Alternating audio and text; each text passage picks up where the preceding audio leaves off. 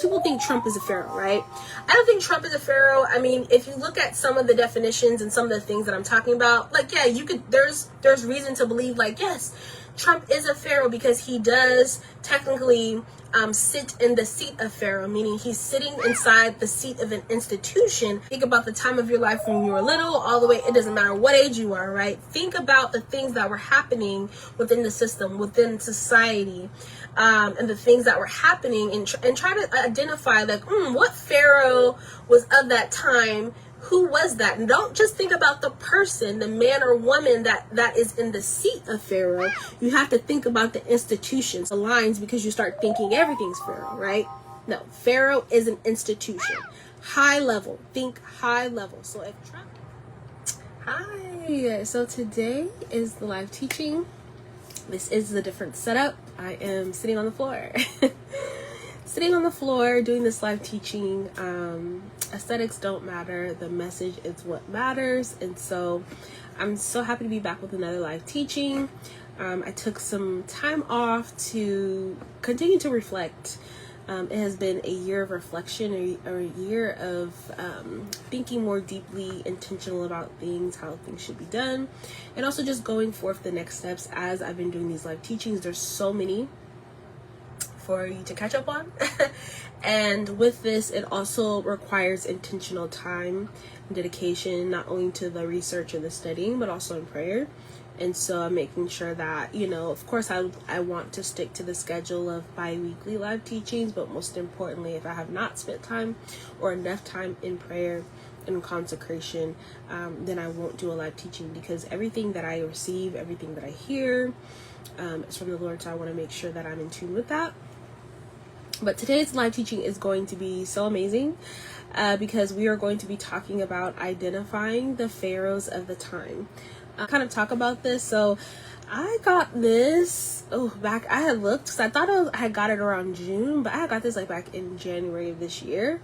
And I remember vividly like waking up and like hearing like identifying the pharaohs of the time. I didn't know what that meant, but I remember I just grabbed my phone and I just started writing everything that I heard that the Holy Spirit was giving me, and then going through scripture. So there's a couple of things. So with this live teaching, it still kind of ties into the deception series, and I was supposed to do like part 4 of the deception series, like so that would take you really behind the business. So let's talk about like commerce and trade and like just all the logistical things behind the business, right? So like before you get into the clothes, before you see the clothes displayed in a store, and this is also any industry, right? There's a behind the business. Now most people know that as like accounting and marketing and all these operational things, but there is different aspects of the business, of doing business and also running business, that yes, depends on those things,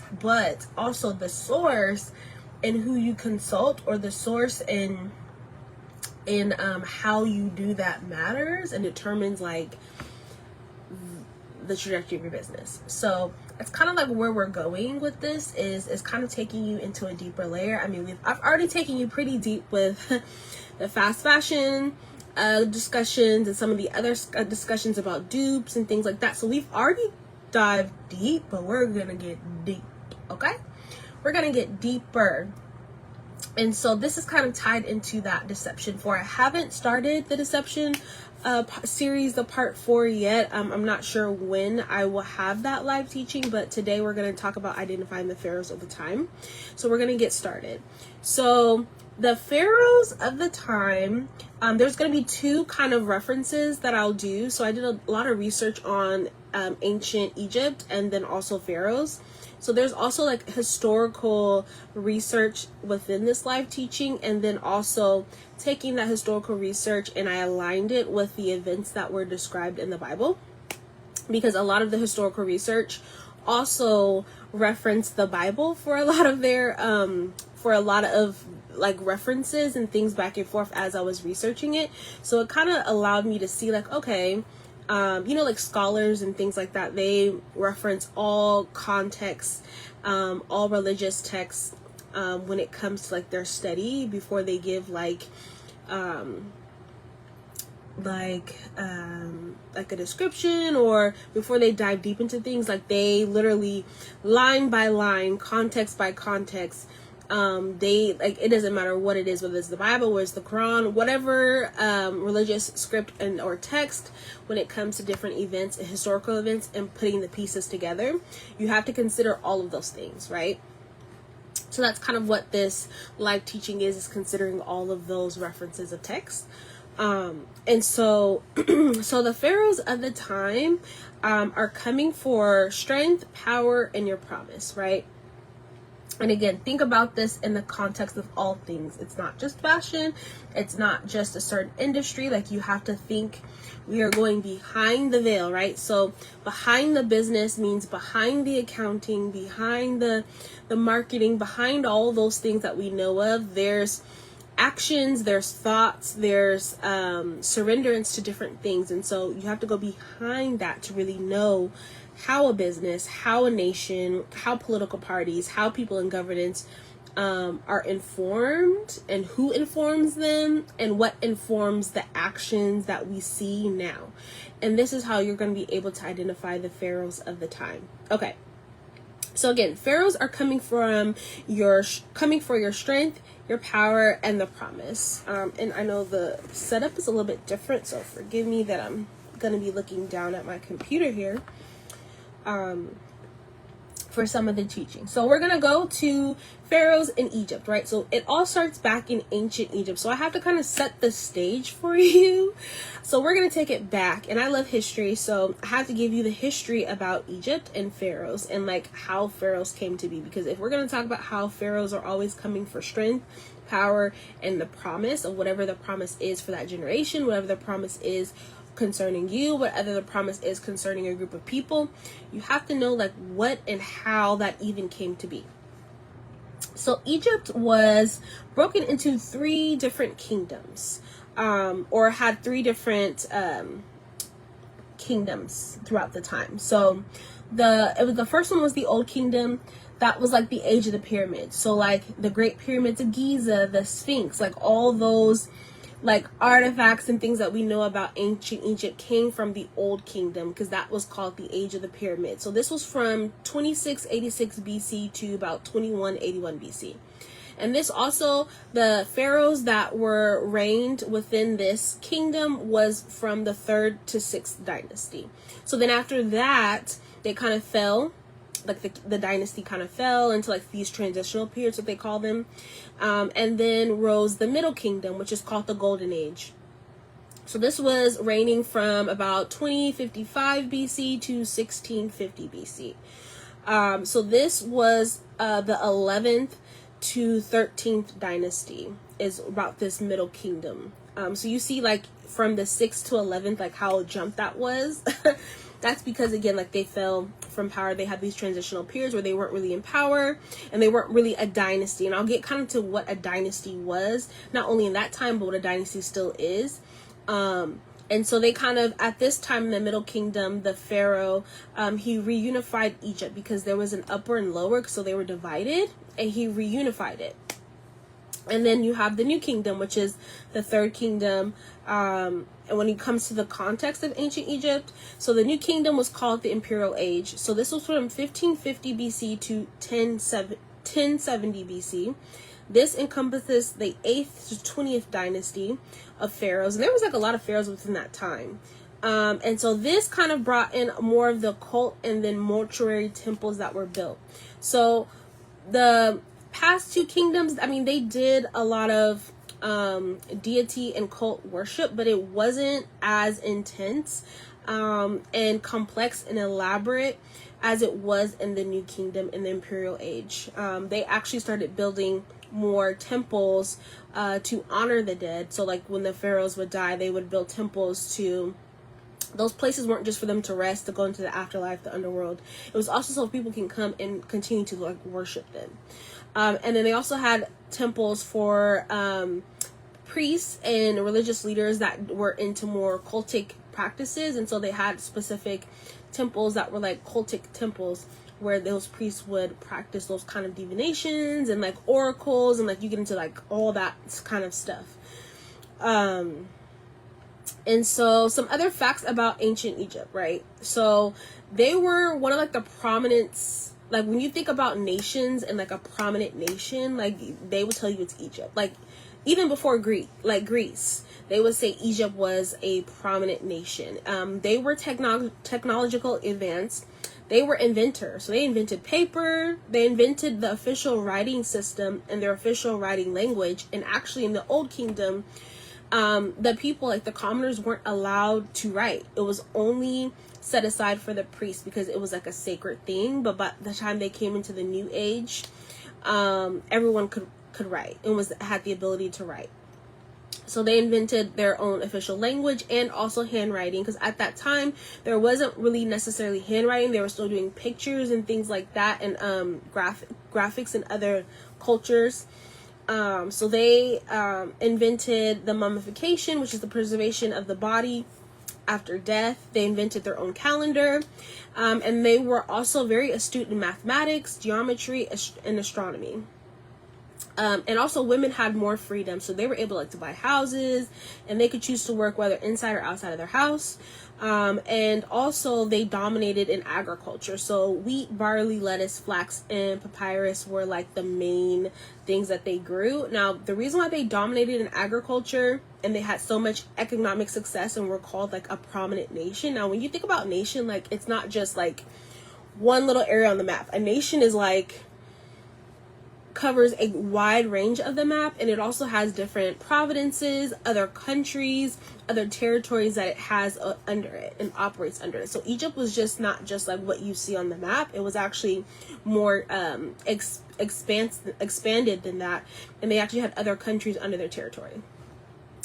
And so what made their economic success was agriculture. Now, they were able to excel in their agriculture because of the calendar that they created. Now, the calendar that they created was based off of also not only tracking like the moon, the things like that, but also based off of the religious leaders in Pharaoh and the religious practices and the rituals that they had to do. Now, all of that religious practices and rituals they had to do was because they had worshipped, I believe they worshipped over like 2,000 deities and gods. So you can imagine like that's a lot of worshiping to a lot of different deities and gods for different things in different aspects of their life. So their life was controlled by worship. So they had to do daily rituals. The pharaohs and religious leaders had to do daily rituals to ensure that those deities and gods were appeased, because if not, then that mean that they would be lacking, and then that would impact their economic success. So when you think about their economic success was the Nile River. So I know it's probably like something that we've heard in history books about how expansive it is, how long it is, things like that. Yeah, so the Nile River was the reason why they had so much success. And it was part of their folklore, the mythology, religion, agriculture, and etc. So it was like the life-giving force to Egypt, and it connected the people to their land. It was also controlled by a deity named Hapi, which was like, I guess they were over like fertility and rebirth. And it also was vital for trade and transportation. So it was a movement of goods. It connected to various other regions. And it was also the contributor or attribute to their wealth of luxurious goods. And also the reason why they were able to excel in agriculture was due to the yearly flood. So the Nile would flood from anywhere from June to September. It was like the yearly thing where it would flood, right? So when it would flood, they'd have an excess of water. So they learned how to take that water and irrigate it out to other areas that they would need, and also use for like bathing and just other things that they would use, right? Of course, during the flood, they couldn't really attend to their agriculture, but once the flood decreased, that then would bring nutrient soil. So the Nile River was also very black. So it would have like very rich, dark soil, and it was like the most fertile soil that they could have, which made them to have the ability to have such like fertile soil for agriculture and to grow all the things that they need. And then also they used the Nile to trade. So then they were trading and sending the things that they made off to other areas and regions. And then also, yes, it was for like a bathing and water source as well, and also for food. So we're going to get kind of into the calendar, because their calendar, if you think about it, so the Nile River, right, is like the main thing for them. And then they have this calendar. So their calendar tracked everything. So it tracked their festivals, it tracked all of like their religious devotion, because again, they worshipped over 2,000 deities and gods. That's a lot. So that calendar had to track all of the devotion that they had to do. So there was various seasons and times of the year, of the month, that they would have to do certain rituals in order to ensure that certain things within their society remained, right, to appease who they worshipped. And so it kind of aligned with the lunar cycle, and it also included the solar year. So it definitely also helped them track the agricultural practices, because it says that the agricultural practices were so complex. And that it kind of also within the calendar, due to like the religious devotion and things they had to do, kind of helped with community identity, because it kind of reinforced the society and identity and unification under the religious practices. So the certain festivals that they had that were common was Renpet, which is the festival that marked the new year. It also was the beginning of the agricultural season, which also then was celebrating the annual flood of the Nile. So that was a yearly festival they had to do. That festival was full of like rituals and things that they had to do, giving thanks to that deity, and just like it was all of that, right? And so the Pharaoh also helped facilitate a lot of those rituals, and so did the religious leaders. There was other festivals held in connection to the deities that they served, and then there's another festival called the Sed Festival. Now this was held every 30 years of a pharaoh's reign. So whenever a pharaoh was reigning, when he got to that 30-year mark, they would have a Sed Festival, and that would celebrate the king's vitality, his renewed strength, and legitimacy to rule.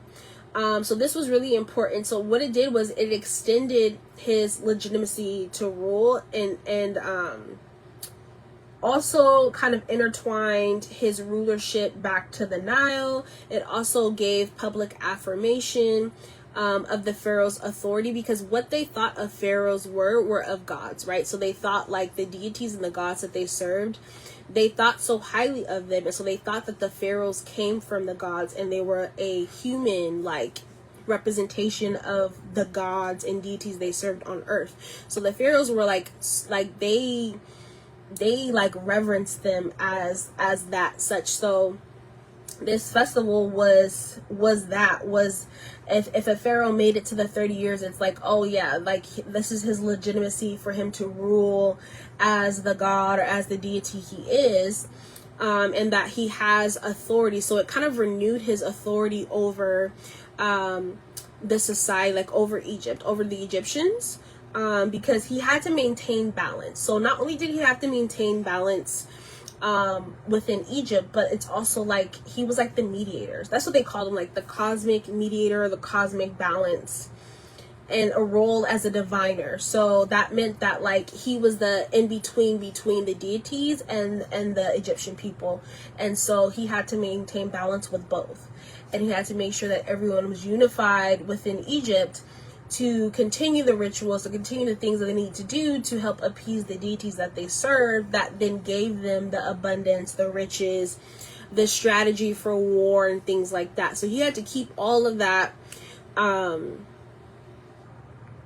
that in balance. And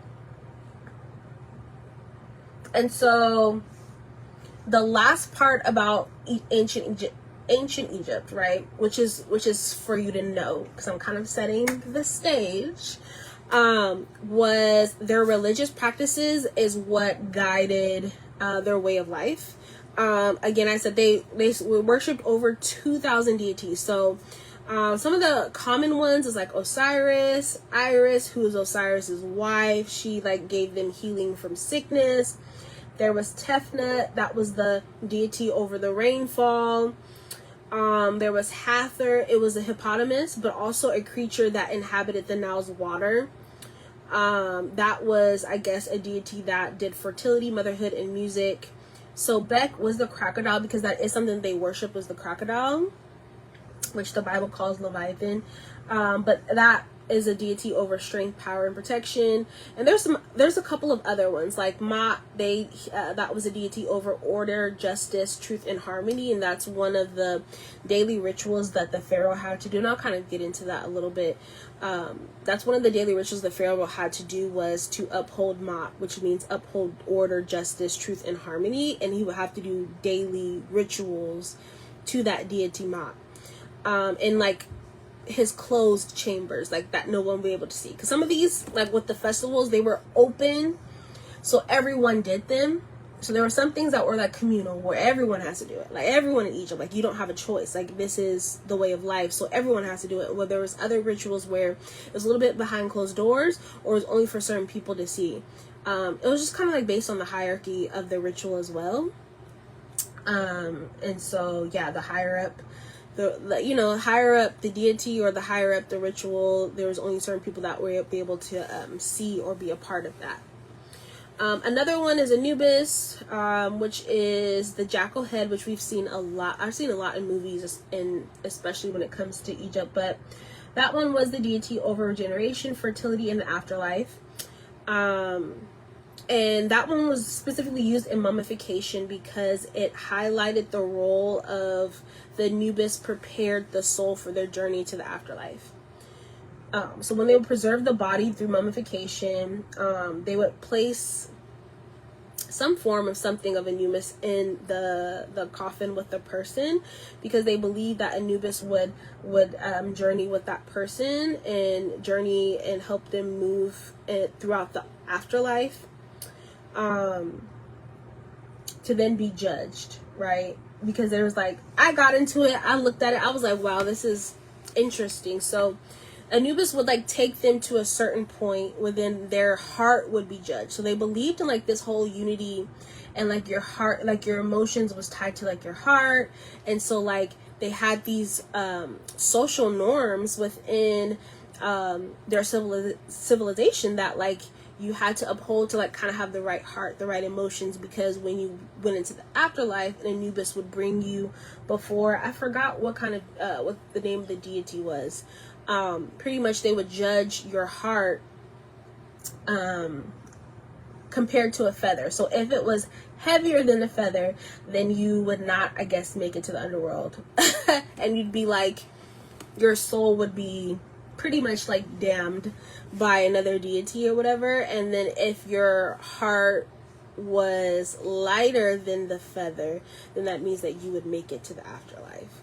So a lot of what they did, all of what they did, every part, every fabric of their life, of society, was built around idol worship, was built around their religious practices. And for Pharaoh and for all the religious leaders and the priests that they had, I mean, that was the thing, was worshiping these deities daily. And for them, they received this success, they received the vitality, they received this prominence, their armies were strong, right? It even talked about how the pharaohs would consult, and even also outside of pharaohs, like I'm talking about people in other cultures would come to Egypt to consult with the oracles, they called them. So these were people kind of above pharaoh that would remain in these temples, these like cultic, that's what they call them, cultic temples, where they would just completely be in worship to these deities, and they had like access to them, so I guess the deities would talk through them, things like that. And for that, they'd have to do these high-level rituals and things like that. And so the pharaoh would consult these oracles for like army strategy, other things to do, even down to like just the way of life and things to do that were happening within Egypt. So like you could consult them for everyday things all the way up to like military strategy, things like that. And so they would tell you what these deities would say. And so that kind of attributed to the vitality of Egypt. Now we want to get into the role of Pharaoh, because Pharaoh wasn't just a ruler, right? I think people think, they look at pharaohs and say like, oh, it's kind of like, like the monarchy, right? Oh, he was a king, he was a ruler. And with the monarchy, like, it's a family thing. So You know, they're always looking for that firstborn son to ascend power. So that's kind of like what patriarchy was. Like, it was always, power was assumed through the firstborn son. And usually wanted him to also be like the first child born. And so Pharaoh wasn't just like this person that assumed a role or assumed power, right? Because it was the part of the lineage. Yes, that was the structure of it. However, the Pharaoh was an institution. So you have to think behind the man. So behind the man, yes, a literal human being, but actually Pharaoh was a system. It was actually a very high-skilled, high-level institution. So the beginning of it started with, again, this is all Egyptian mythology, Egyptian etymology, and research into Egypt. So this is all the stuff that they believed on how like their nation got started. So it started, I guess, with the beginning, and the deity's name was Atum, Atum. They called that deity the creator for Egypt, right? And they say that he existed by himself. And then he was kind of tired of solitude, so he was like, oh, I'm just going to create some more deities that are like me, right? So this is where it gets weird, but don't be weird on me. But yeah, this is where it gets weird. So they say that what he did was he decided to masturbate. And when he masturbated, he ejaculated. And through his ejaculation, he created the first pair of twin deities, which were named Shu, which was the deity of air, and Tefnut, which was the deity of moisture. So they said that like this deity Atum, Atum, his semen was the origin of the world, you know, that created the world. That's what they believe. Every culture has their own view of who created what, right? So for them, that was this deity. And they said that the masturbation was the act of creation. Again, don't get weird, because it is going to get kind of weird. But this is what I'm saying, where Pharaoh's an institution. So if you think about, okay, this is Egypt, this is what they believe, right? Okay, so based on that belief of that's how their nation and how they believe the world started. Now, if you think about it, this is a deity, right? And if you think spiritually, or even if you don't believe in spirituality, or maybe if you do believe in it, okay, with any deity, whether it is whatever you believe, right? There's always sacrifice involved, right? You just don't get nothing for free.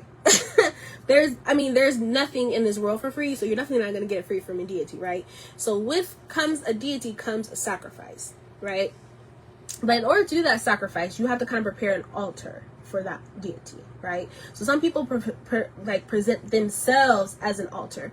So when you think about Pharaohs and the lineage of how Pharaoh started was a presentation of man presenting themselves as an altar for these deities, right? For these deities to come talk to him, for these deities to tell them everything he needs to know about power, about conquering, about being the best, right? So they presented themselves, and in presenting themselves, they presented their lineage. So I'm not going to get too much into idol worship, deities, spirituality, because it can go very deep and get very complex. So I'm kind of going to just like stay on the outside of it, but I want to like explain it enough so that you understand. So when I'm telling you, you need to identify the pharaohs of the time, you understand what Pharaoh is, what pharaohs come to do. It's not just this esteemed rulership, esteemed position that happened in time of an ancient civilization that was like the world's first for everything, that created everything, right? That had these abilities that no other nation or culture has been able to establish in the way that Egypt did. But you have to know how they did it, why they did it, and how it was done, right? So I'm not saying that these Egyptians weren't smart people. That's not what I'm saying, that they didn't have the capability. But you have to understand behind the prominence, right? So even when you look at businesses and corporations, and I'll kind of get into that because this is all a part of identifying pharaohs, because dynasties, pharaohs is not just people, it's not just monarchies, it's not just that form of patriarchy anymore. Like, it has been modernized. So I'm getting a little ahead of myself though. So I'm going to get back to the institution and why Pharaoh's an institution and it's not just a person. So yeah, so they had to present themselves, they had to present sacrifice.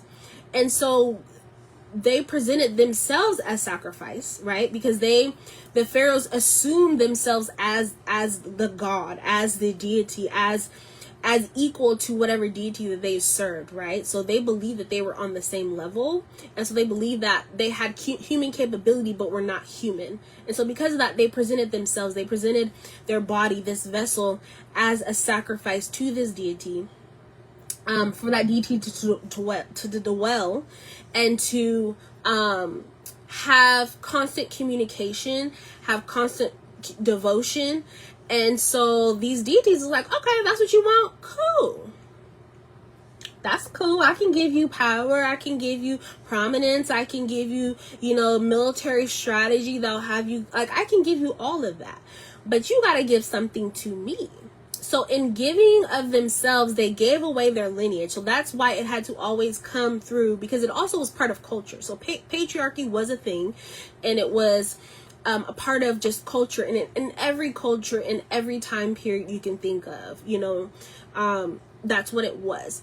But also once they gave of themselves, they gave access to their families. So I know that also in other countries that still do that kind of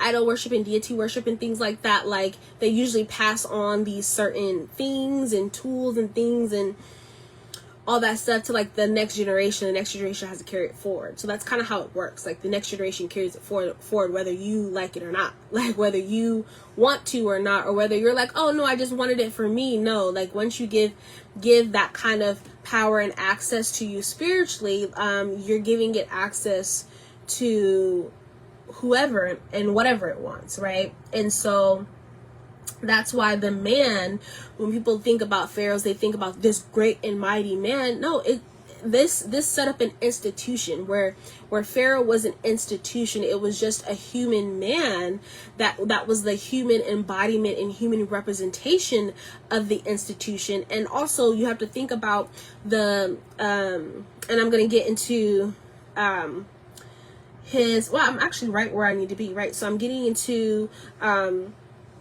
what Pharaoh represented. So I told you about how technically this is how the Egypts thought that the whole world started, right? Was through that deity spilling his semen and creating from his semen without anyone else, mind you, like without a woman or anything. He just spilled his semen and ended up creating these other deities, and then end up just filling the earth, right? And so Pharaoh became the living representation of divine authority in Egypt, right? So again, they needed the human physical representation. And so the pharaohs had to uphold honor. They had to continue the life cycle. So that deity Atum started the life cycle, right? So they said that Pharaoh had to continue the life cycle. They had to continue the fertility and the universal order that original deity that they believe started the earth. And so this is also why the Nile is a representation of that, right?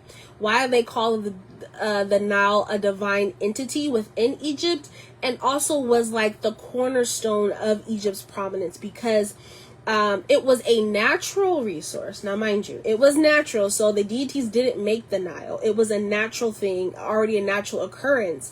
What happened was, because of their worship of deities, and because the deity, well, I'll get into that in a minute, because I'll tell you why that is the way that is.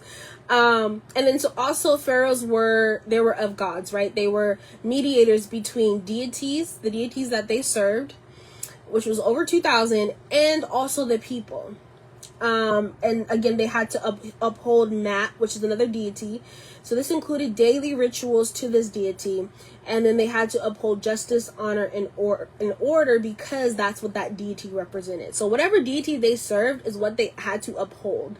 And so with that deity came specific rituals that deity would tell them that this is what you got to do.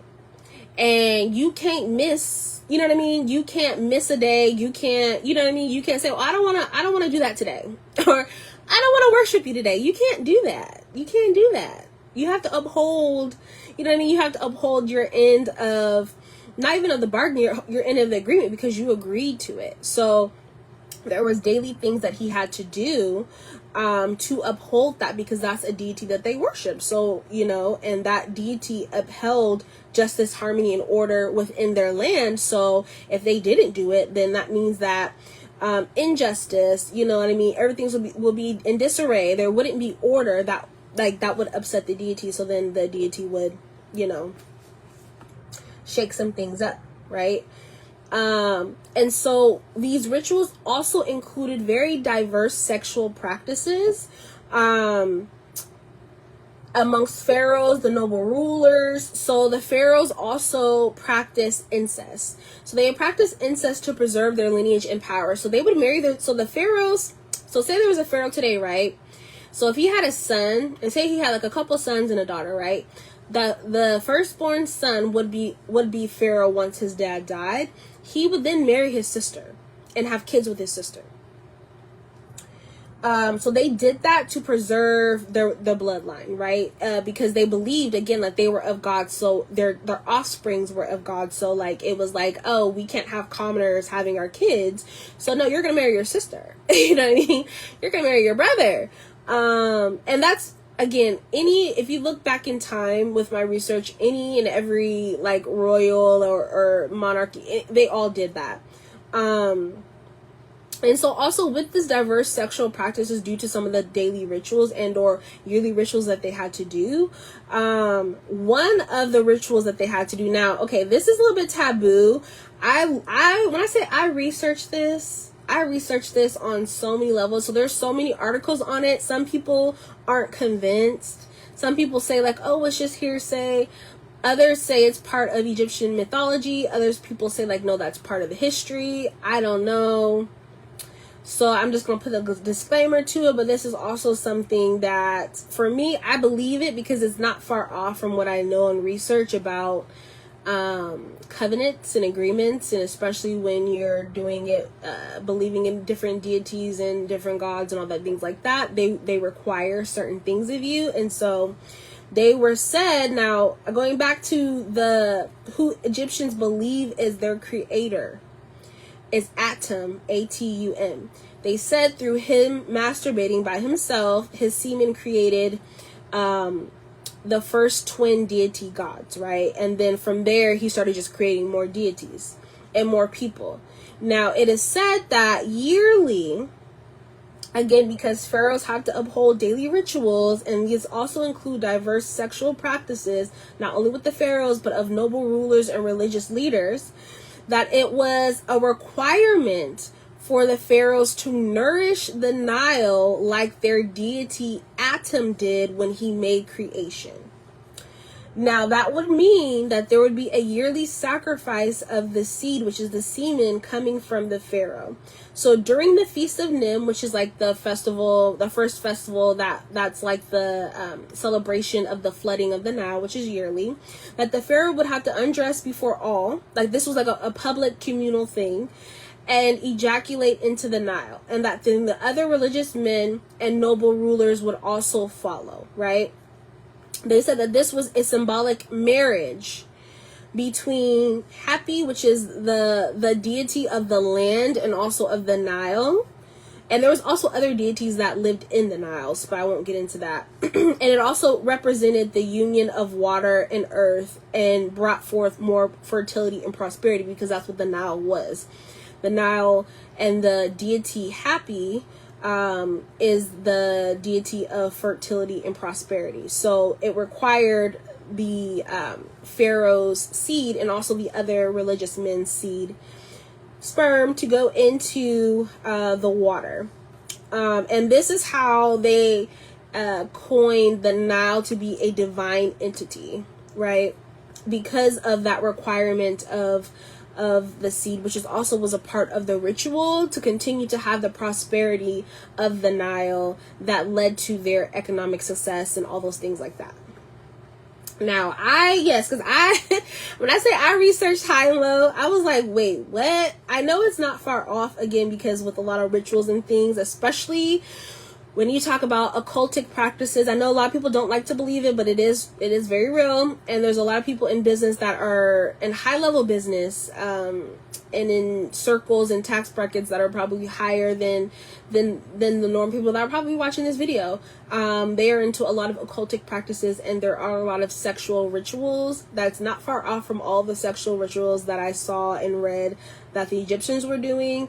And some of them do require sex for prosperity, for money, for things like that, for different levels of access of power, and influence. And also, like some do require specifically men, their semen, as part of the ritual that they have to uphold. So they have to continuously perform these sexual rituals, because the deity that they're serving and are asking of for the success or influence, whatever it looks like, that's the requirement that the deity requires, is their semen. So that's why you also see a lot of men who are very promiscuous, i.e. like the music industry, when they're just so promiscuous like that, is because there's a requirement for the success that they have, which is their seed. But we won't get into that. So some of the other rituals that the Pharaoh had to do, this is what made the Pharaoh the institution that it was, right? So it needed a man, it needed a physical representation, but because of the union between these deities and Pharaoh, which was human, it created this divine entity, right? It created this institution that also lived beyond the man. Because if you think about it, if you think about some of the end times in history where there's like, oh, there's this great king, right? He was great. He was awesome. He was an awesome ruler. And then when that happened, what happened when that king died? Then everything else died. Like, they got conquered. Like, it just all went to shambles. Well, the reason why this wasn't the case for Egypt, in ancient Egypt, and specifically, was because the Pharaoh, that rulership of Pharaoh wasn't just, the one ruler and that's it. Even, you know what I mean? Like, it was like, no, this is an institution. So the institution kept going without that specific Pharaoh. That's why, it went to his son. It went to his son's son and son's son and their sons. It just kept going. So, like, the person in power never mattered, because that never really mattered. They could use any human. It didn't matter. It became an institution because they joined themselves with all these deities, and they had over 2,000 of them. And so what kept it intact, what kept the institution intact, was the rituals. As long as you're performing the rituals, as long as they performed those daily rituals, as long as Pharaoh upheld everything that he was supposed to uphold and do, and kept order, and kept even, a lot of the things he did, he had, and as they expanded, he appointed, right? And I'll kind of get into this a little later, but he appointed people. He appointed religious leaders. He appointed people over that, and so that person then would become the person that would do those kind of rituals. But then he had to kind of oversee them. So he was more of an overseer, and like kept things in checks and balances, and made sure that people adhered. But then he also put people in place that kept those people in place. So, like, there was a hierarchy. Because of course he can't be in every place at once. So that's how he kind of established the rulership. But again, that's how it became an institution, because it really was never about the man. It just needed one man's agreement. So one man's agreement made it into an institution, to where it didn't matter if that man died. Another one would follow. And as long as the rituals were performed in the way that they were asked to be, as long as they adhered, and also, like, all of Egypt. So it just wasn't just the pharaohs. There were certain rituals where all of Egypt had to perform. So Pharaoh not only had to take the things that he had to do, he had to put mandates, decrees for all of Egypt, even all of the territories that Egypt had, because the other countries that were under Egypt's rule, for them to abide by what he said, to ensure that for all those communal practices and like that identity and unity. So the identity and unity was found in the worship and in the deities they worship. Now that's a lot of identities to have, right? Over 2,000, that's a lot. That's a lot of identities, that's a lot of mindsets, and a lot of different things, but they had to instill that in the people where it became their way of life so that people adhere to it. Because if Pharaoh and his religious men and his priests are doing the rituals, but then the people aren't doing the communal rituals, then they're off track, right? And so they built their own calendar, not just to be like, oh, we're going to be in track of just the agricultural cycles and seasons of when it floods. Yeah, they had to measure all of that. And also the deities gave them knowledge on how to measure and do those things. So that's how they became great in geometry. That's how they made mathematics. That's how they made all these things and started making inventions, is because the deities gave them knowledge on how to do that. They had to track all those things, because not only just to track the flood, but then they had to track the time that they had to do the ritual to ensure that the flood did what the flood was supposed to do. They didn't do the ritual in time, then it wouldn't flood.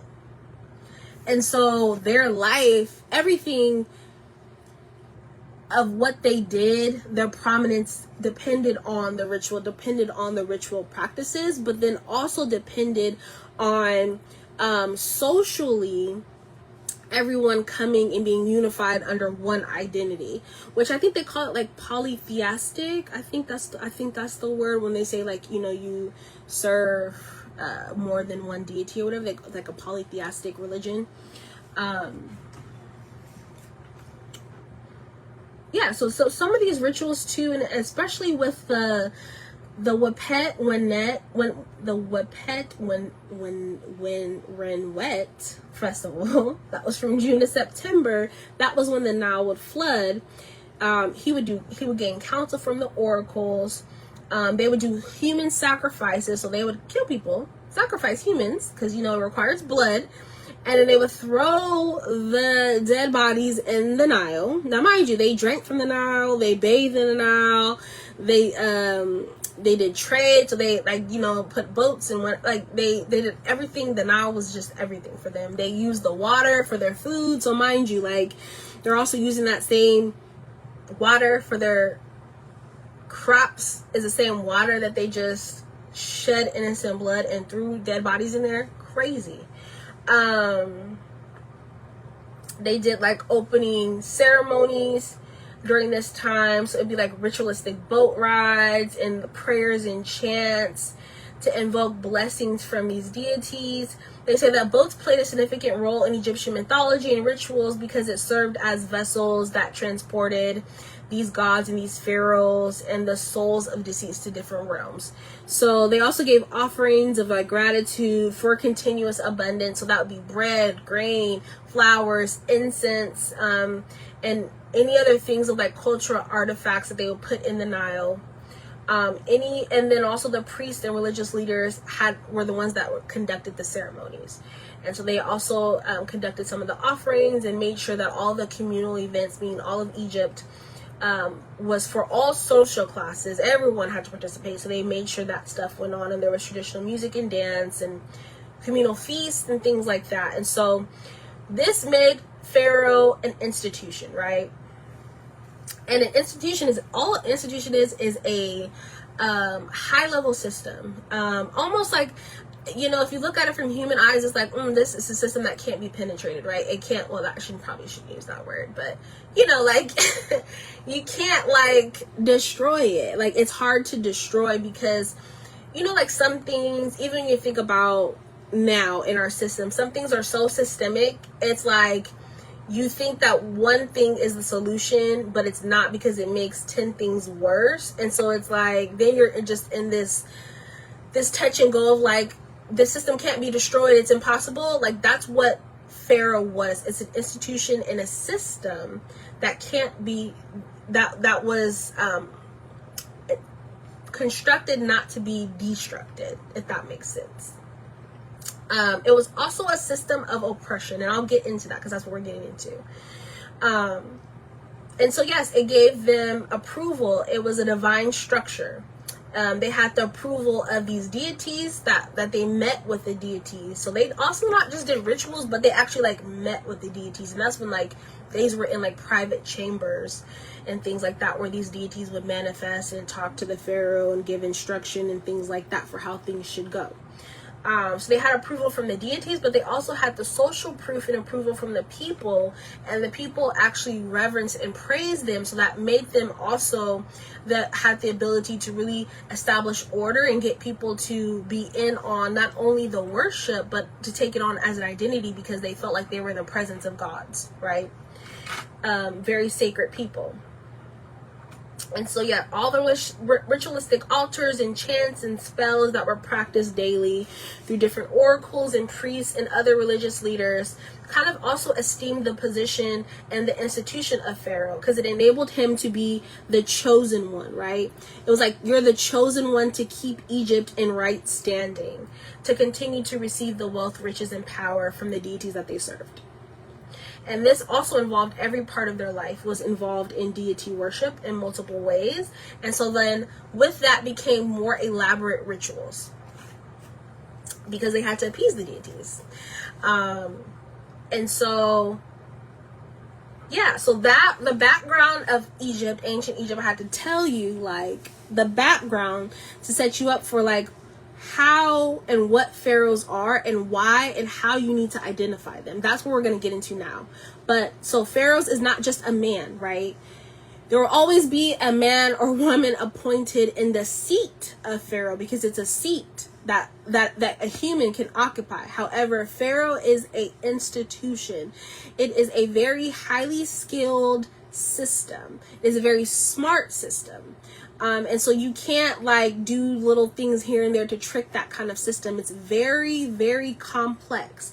Now, I just told you how many rituals and things, how many deities that they served to really set up and set forth the institution of Pharaoh, for it to go on for and they were like not just kingdoms, they were dynasties, and dynasties are a lot bigger, and I'll kind of get into that later about what a dynasty is, what it looks like now, and like how much power a dynasty has over a kingdom and then over a nation, right? So it was a dynasty. They had years and centuries of dynasties and multiple pharaohs. Like when I was going through each kingdom and it was like listing out the names of the pharaohs, I'm thinking I'm only gonna see like 4 or 5.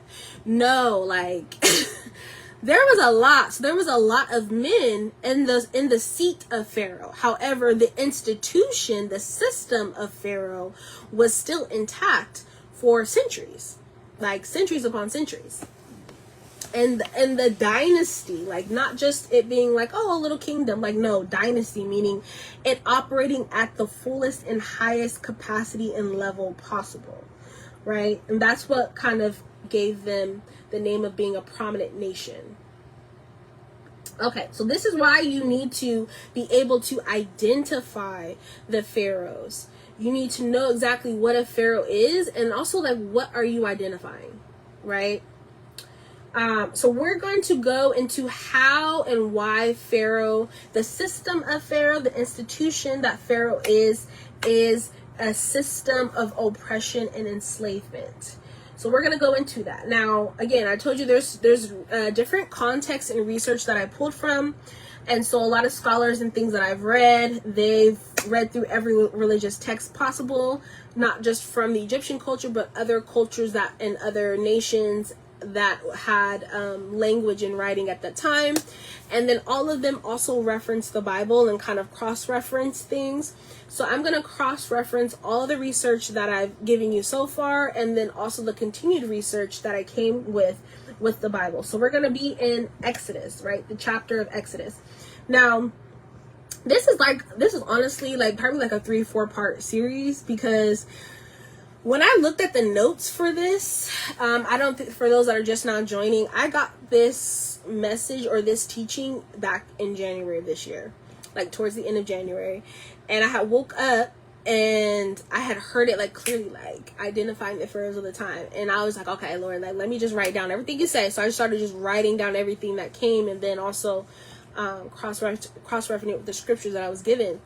And so there are, if you look in the Bible, if you look in also history, however you want to, whatever your jam is, whatever your medium of choice is, and I cross-referenced all of them, you will find attributes of Pharaoh that are in the Bible that history and other archaeologists and scientists, everybody has proved that yes, this is right.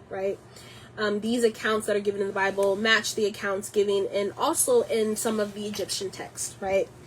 And so we're going to start in Exodus. Now, throughout the Bible, there are various pharaohs, right? There are various situations of pharaohs, and that's why I said this is like more than a one part. This is just the beginning. There's more actual identifications of pharaoh that I go through because each pharaoh in the Bible, each pharaoh in history represented a different time. And so for this specific teaching, we are identifying the Pharaoh that is coming for your strength, power, and the promise, right? And so in Exodus, with this specific Pharaoh that was reigning,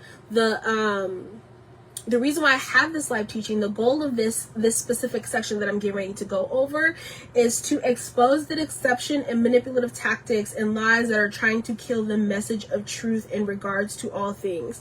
And this is also something that you can not just think about in the times of Egypt, in ancient Egypt, but think about it now. So what I'm giving you is I'm paralleling history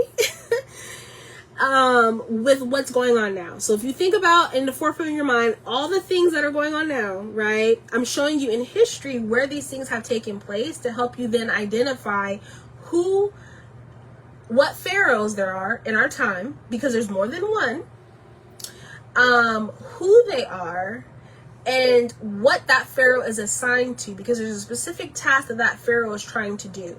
And this is why I say that pharaoh is an institution and it's a system of oppression, because these pharaohs that were highlighted in history, specifically in the Bible that I'm cross-referencing, they were there to take something, right? So some pharaohs, their purpose was acquisition, so taking and acquiring everything, right? This Pharaoh that I'm getting ready to talk about was coming for the strength, power, and the promise, right? He was also trying to kill the message of truth that was coming to the specific people in the book of Exodus, which is the children of Israel. And also trying to delay and overturn the promise by an oppressive system to weaken people. Now, again, this is to help you identify the pharaohs of this time, and then also the pharaohs of your life. If you think about the time of your life when you were little, all the way, it doesn't matter what age you are, right? Think about the things that were happening within the system, within society, and the things that were happening, and try to identify like, what pharaoh was of that time.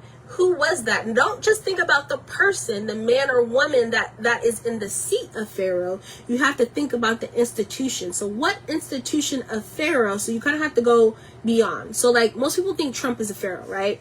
I don't think Trump is a Pharaoh. I mean, if you look at some of the definitions and some of the things that I'm talking about, like, yeah, you could, there's reason to believe like, yes, Trump is a Pharaoh because he does technically sit in the seat of Pharaoh, meaning he's sitting inside the seat of an institution that has power, right? And the institution also has power and control, and with their power and control, there are different systems that system and institution has set up to devise, to oppress people, right? So if you think about it from that landscape and also from just the definition that I gave you, then yes, you could say like, Trump is a Pharaoh, but Trump is the man. He's Pharaoh the man.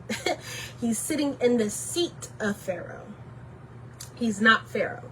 Pharaoh is the system. Pharaoh is the institution. Okay? So I keep saying that because it is hard, and like when you start looking at things, you kind of blur the lines because you start thinking everything's Pharaoh, right? No, Pharaoh is an institution. High level. Think high level. So if Trump is sitting in the seat technically of a Pharaoh, or sitting in the seat of authority, right? Because sometimes people view things differently, so they might think a person sitting in a seat of authority, just like billionaires, they think because billionaires are sitting in a seat of authority as a CEO of a company, they're not the institution, they're just an appointee of the institution, a specific representation of the institution for that time period, for that day, for that season. They're not that specific. They're not the overall authority. There is an institution above them, right? Because if you think about some of these corporations and things like that. And I'm going ahead of myself in my teaching, but that's okay. If you think about it, who appoints them? Think about, okay, someone like Trump. What within our system, what institutions, what high-level systems allow him to do the things that he does, allows people like him to have the type of character that he has, allows him to move in business in the way that he does. When people talk about Trump, I'm gonna set my laptop down for a minute because I'm going off subject, but I just want to like say this because it's so important when you're trying to identify pharaohs of the time. When people think about Trump, they talk about the first thing about his business acumen. How is he a businessman? He has so many bankruptcies and things like that, all these things. But when you think about and you look at his bankruptcies, he did them, and then right after, not even 6 months after being bankrupt or filing for bankruptcy and it finalizing, he was able to get over like millions and millions of dollars of loans from a bank. Think about the system and institution that allows someone of his acumen, of his stature, to file for bankruptcy and then get such a high amount money of a loan to then build. Like, so you can't think of him as the man of being able to get away, because he's only really doing what the system, a high level system, an institution allows. So you have to think about, okay, what institutions are allowing this? What institutions are allowing that type of behavior? And my thing is like, Trump is like, we think he's the only one. He's not the only one. And really, I've heard in a lot of rooms and a lot of conversations, a lot of times they'll say like filing for bankruptcy is the best thing you can do because of some of the benefits it gives you, and then like you have a clean slate, you can just start over. Now for normal citizens, yeah, you might not be able to go get a car loan or go get the things that you need once you file for bankruptcy. Like there might be some biases, but for certain people, like they do that like it's candy because, you know, they can just rebuild, right? We can't think about the person. Yes, it sucks, right? Yes, there's some character flaws, but they're only doing what the system allows. They're only doing what the institution allows. So then you have to really think about what type of institution are we really in that would allow him to be president, or that would allow him to do those things. And think about other businessmen. What institution allows these things? Because they're not doing something that they're not allowed to do. I know people say like, oh, that's unconstitutional. To who though? Is that really written in the Constitution? Is there any bylaws? Is there any things written that says that they can't do it? Because if there is, I'm pretty sure they have very good lawyers that know the institution, that know the system, that can tell you, well, technically yes, but if you do this, that bypasses all of that, right? So you have to think about the institution. You can't think about the person that is seated in the seat of Pharaoh. You have to think about Pharaoh as the institution. It is a high-level, complex, very intelligent system. It cannot be destroyed by human logic, right? Because it was never built by human logic. Pharaoh is not that smart. It was never built by human logic. It was built by covenant. It was built by agreement with with deities. So it's a spiritual thing. So the institution of Pharaoh is very spiritual. And I know that there's some people who are like, well, I don't believe in none of that. You don't have to believe it, but baby, what the system of Pharaoh comes to do when it comes to oppression, if you look around and you see all this oppression, that is what you're seeing. You're seeing the institution of Pharaoh. When you look around at these states, if you look around in other countries and you're seeing all this oppression, all this enslavement, even in modernized systems, because I know that people don't like to think that in America that we are enslaved, baby. We are very enslaved. We are forced into laborious positions and jobs. Just even think about the stuff you got to deal with on your job. The hours, just, you know what I mean? Like, so the system of Pharaoh is at work because there's oppression, there's enslavement everywhere, right? And there's people making money off of there's wealth being accumulated by your oppression. There's wealth being accumulated by your enslavement.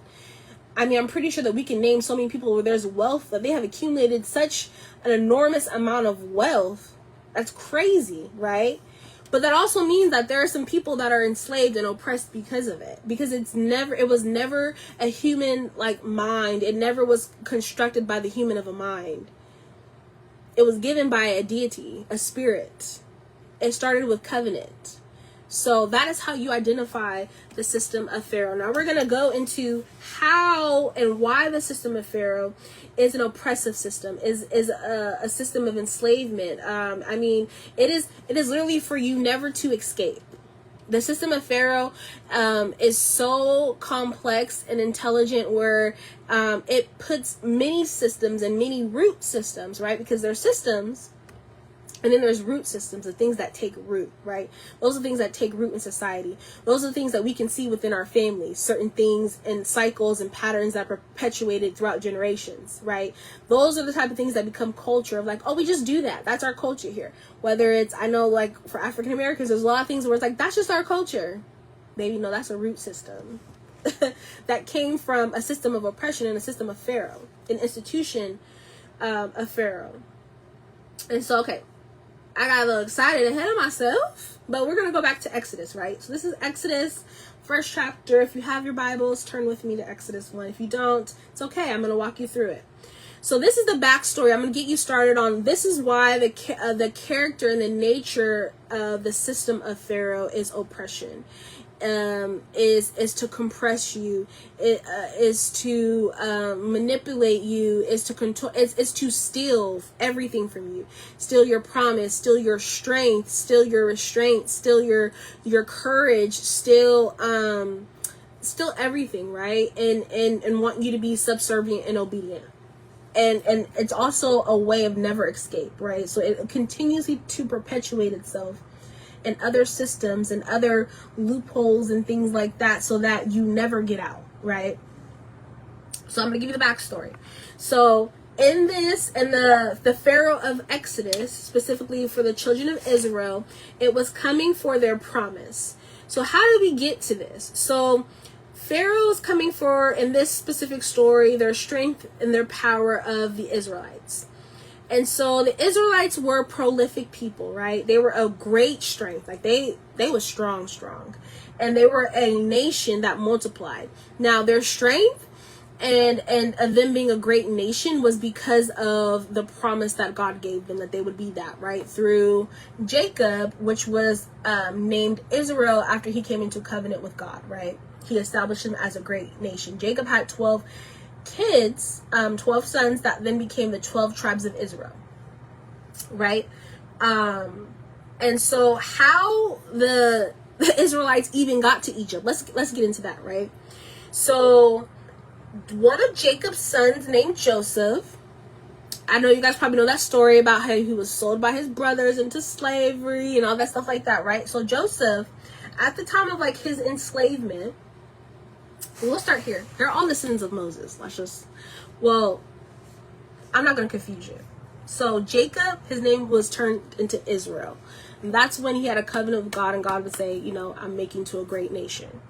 That is what he told Jacob. Now, Jacob had Joseph and some other sons, right? So those became, there was 12 of them.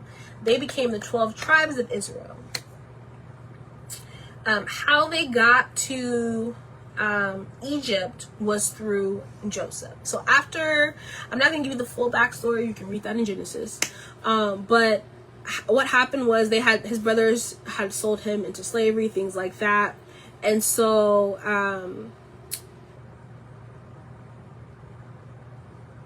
Pharaoh had a dream, right? And he needed it. Well, let's back up. So while Joseph was in prison, right? Two of Pharaoh's like guardsmen or whatever, they got kicked into like the prison. And so they had a dream. They each had a dream. They didn't know what to do, right? And so Joseph was like, okay, well, I can help you. I can interpret it. So he interprets it for them, right?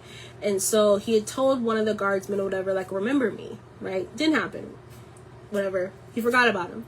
So then Pharaoh ended up having a dream and needing it to be interpreted. And so, long story short, they brought Joseph in there. Joseph interpreted the dream.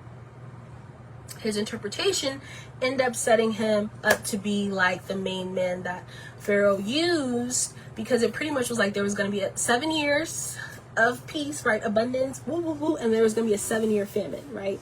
And so Joseph was pretty much telling him, like, this is what you need to do, whoop, de, whoop, whoop, set somebody up to do whoop, whoop, whoop, you know what I mean? Take a fifth of everything that is earned and put it in the storage cities that he had and things like that to save up, so that he could have enough to last through the famine, which is going to be for 7 years. So he appointed Joseph to do it. So Joseph did it, and then he had asked, like, oh, what about my family, things like that. Pharaoh had gave him his blessing, and so Joseph ended up moving all his family, including his father, which is Jacob, which Jacob's name was Israel, right? Because that was the promise that he was going to make his offspring, descendants, into a great nation.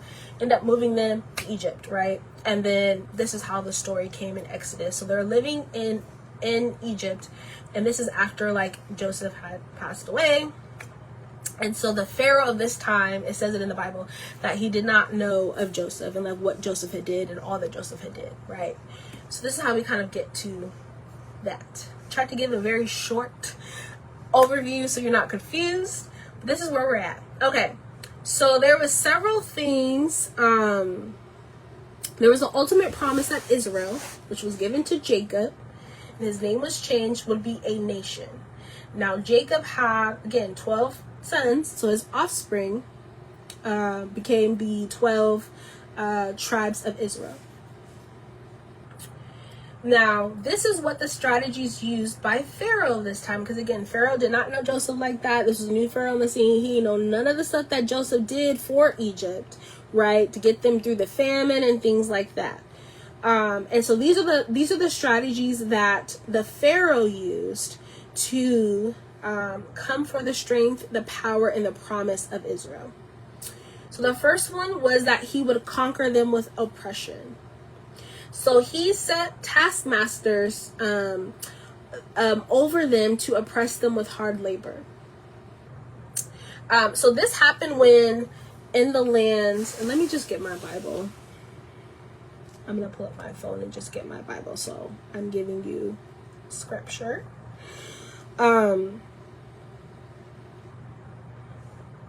go to Exodus.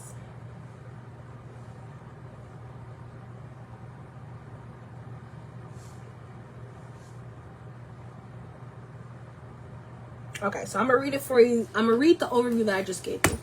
It says, Exodus 1. Now these are the names of the children of Israel, which was Jacob, who came to Egypt. Each man and his household came with Jacob. So Reuben, Simeon, Levi, and Judah, Issachar, Zebulun, and Benjamin, Dan, Naphtali, Gad, and Asher. All those who were descendants of Jacob were 70 persons, for Joseph was in Egypt already. And Joseph died, all his brothers, and all of that generation. So all his brothers and generations had died, right? But the children of Israel were fruitful and increased abundantly.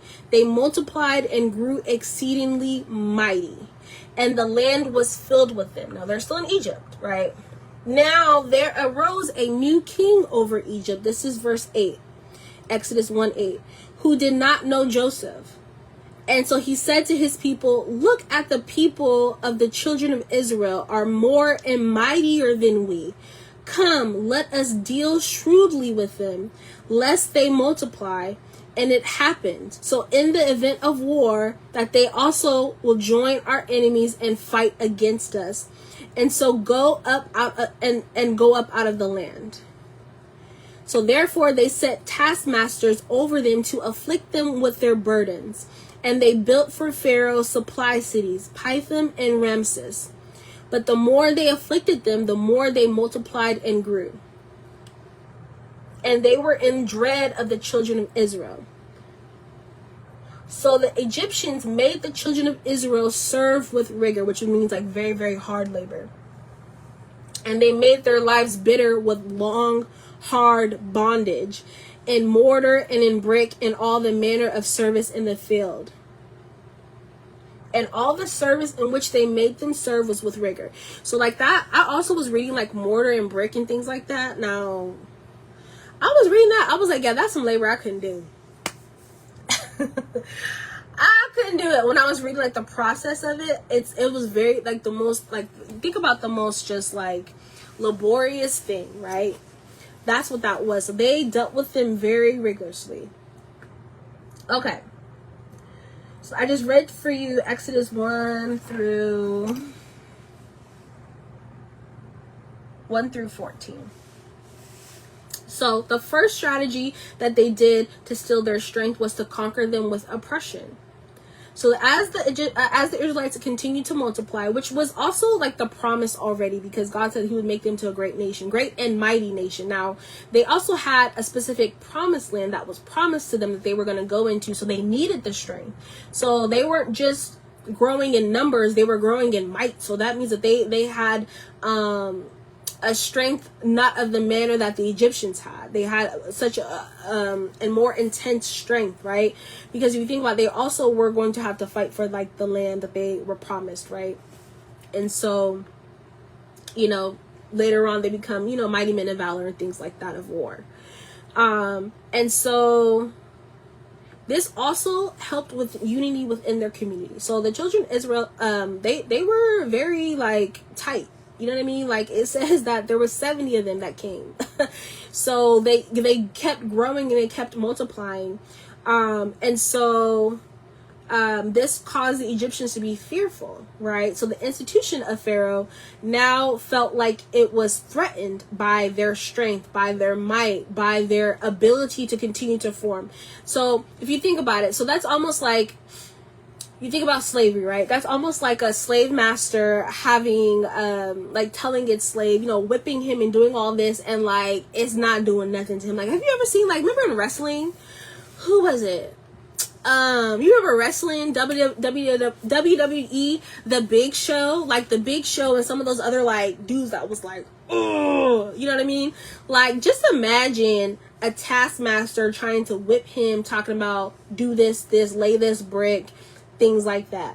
And like the whips don't do nothing to him. He's just looking at him like, you know what I mean, but still doing the work. But it's like, I'm strong, I'm mighty, like you can't break me. That's what the system, the institution of Pharaoh saw, like, oh, we can't break them. Like most people would have crumbled under this type of pressure, under this type of oppression, under this type of labor. We can't break them. So we have to give them more. We have to be more oppressive. We have to do more. We have to set more parameters and restrictions. And I also did some more research, and it says that, like, because before they were supplying them with like some of the, so it was almost like a slave site, right? So they would come to the site, the Pharaoh and things like that, and the taskmasters would actually supply all the things that they need, and so they'd be building and things like that, but the supplies were there. So when that's in the scripture, when it says let us deal more shrewdly with them, with research I found that they actually started making them go out and get the supplies and carry the supplies. So like this is also very heavy stuff, right? And now mind you, the Egyptians, they're very robust. I mean, they're inventors. And so they had the innovation to move all these things and the mechanics, but they didn't let them use those type of mechanics and those inventions to do that kind of work. They made them do it by hand. And so when you think about it, like they weren't giving them supplies. Like, no, they made them go out and get the supplies. And they also dealt more shrewdly, where it's like if you weren't meeting quotas, like, so they upped their daily quotas and things like that for them. So if they weren't meeting that, then they would beat them, right? Now there was 2 levels of taskmasters. So the first level of taskmasters were actually Israelites. So they had their own people over them. So like almost like a manager, right? Or a supervisor. I won't say like a supervisor, right, is over a team. And then they have like the head manager, right, or CEO, whoever, right, that was like an Egyptian. So they had 2 levels of taskmasters over them. They had just a supervisor, which was another Israelite, right? So also, not only do you put me into some hard labor, but then you put someone that is of kin to me over me. Not only are you beating them, but you're beating me, and also more pressure that if we don't meet this quota, if we don't go get these supplies, if we don't do all the things that we're supposed to do, of transporting the supplies by ourselves, and then building and building to meet a certain quota, then you're going to beat that person which is kin to me and me. That's crazy, right? That's what they did. And then they had an Egyptian taskmaster over an Israelite taskmaster. And so then the second strategy was that the Pharaoh, the institution, the system of Pharaoh, decided to place them under severe servitude. So this was slavery and enslavement. Now, slavery and enslavement are two different things. Now, they're kind of one and the same because they kind of work together, and they're always, when you look at oppressions and systemic oppression that is systemic, they kind of go hand in hand, right? They're used together, but they're two different things. So if you think about it from a business, but also societal aspect, right? So Pharaoh is the rulership in that land, right? So like Egypt is not their home. So Pharaoh, like what Pharaoh says, pretty much goes, right? And Egyptians had governance, and so you have Pharaoh, then you have the Egyptians, and then you have the children of Israel. So the Egyptians had rulership and governance over them. So they're like at the bottom of the bottom. They're at the bottom, you know. Even a farmer, an Egyptian farmer had more, you know, more governance over them. So they had to be obedient with the law and the land and the rulership. So they had to obey, right? So that was servitude, right? Now, severe servitude is a mixture of slavery and enslavement together. And so what happened and how this kind of happened was that the system of Pharaoh, the rulership, had acquired them as property almost. So when we talk about the famine that happened for 7 years, this famine swept all across Egypt, right? And then even also the other nations that relied on Egypt, like everyone suffered, right? And so throughout this time, even though Joseph, you know, had stored up all these things for them to be able to last, the inhabitants of Egypt, you know, people that were on the border that depended on Egypt, all those people didn't have food. So they were going to Pharaoh, they were going to Joseph, asking for food. So they would give of their land, they would give their houses, they were giving of themselves. So they were selling themselves over to Pharaoh. So they were selling themselves over to the institution of Pharaoh. So Pharaoh was actually, in that time before this all happened, before the new Pharaoh came into to place in this specific book in Exodus, he owned them. He owned everyone because they needed food to eat. You know what I mean? So he owned everybody. He owned everything because people were actually giving and selling themselves for survival. And so you think about that layer of it, right? And then it allowed him to acquire more territory, to expand his governance. And so the slavery part was initiated when the new Pharaoh came on the throne, and he had no knowledge of who Joseph was or what Joseph had done, right? And so this, he threw the children of Israel into slavery, and it was forceful. They had no choice. It also took away their rights, their choices. It also was a manipulation of the economy, right? Because the excessive force and the slavery that they used also allowed the Egyptian economy to flourish. It was also an excessive use of power that the Pharaoh used to bend and make things according to how he wanted, based on the fear that he had. Now, as I read in the scripture, that they had a fear that they would, because they were so strong and mighty and there were so many of them, that eventually if an enemy came, that the children of Israel would side with the enemy and fight with the enemy against Pharaoh and overturn. So that's why he forced them into slavery like that, so to make sure that they didn't rise up against them. Now, this is where the enslavement comes in, because before he was just, they had certain labor things like that, not really able to choose what kind of labor they did. But as they continued to grow and multiply and also grow in strength, even in slavery, this is where the enslavement part, because with enslavement, the goal is to break you, right? So with slavery can be harsh, but enslavement is where you absolutely have no choice. You have no rights. You have no rules. Like there is no inch or bit of freedom for you. You know what I mean? You are bound to the institution that has you.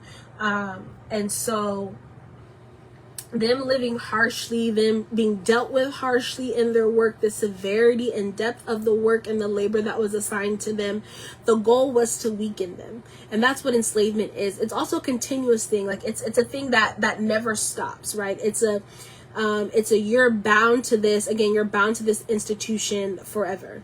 And also it's a way to weaken, to break someone, to break their strength, to break their mind, to break their will, to be subservient. Now the goal was to weaken them, and so he assigned them to build the storage houses. But then they also saw that in building these storage houses, it didn't reduce their strength. And so then he forced more enslavement of labor within harder industries of work. And the harder industries of work was the labor in mortar and brick and all kinds of field work. And also the insurance that this labor, that every labor part of labor that they did was harsh and severe. And so, yeah, so you have slavery. Slavery is just, honestly, it's like,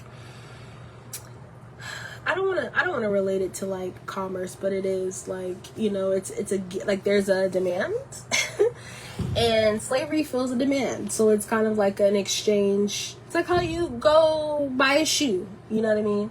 Like that person that's selling the shoe has a product, and you have the funds and you want the shoe. So it's an exchange. That's kind of what slavery is. It's like, we have this product and we have a market and there's a demand. And so in order to fill the demand, right, and the inventory of the market, we need an exchange. Now, usually you would think that'd be an exchange of money for labor, but for slavery, it's like there's no exchange for labor. Like, the exchange is that I'm taking, and not even that, like, we've come into an agreement. It's like, no, that I'm taking the labor for you to fill the demand, for me to go to market with what there's a high demand for.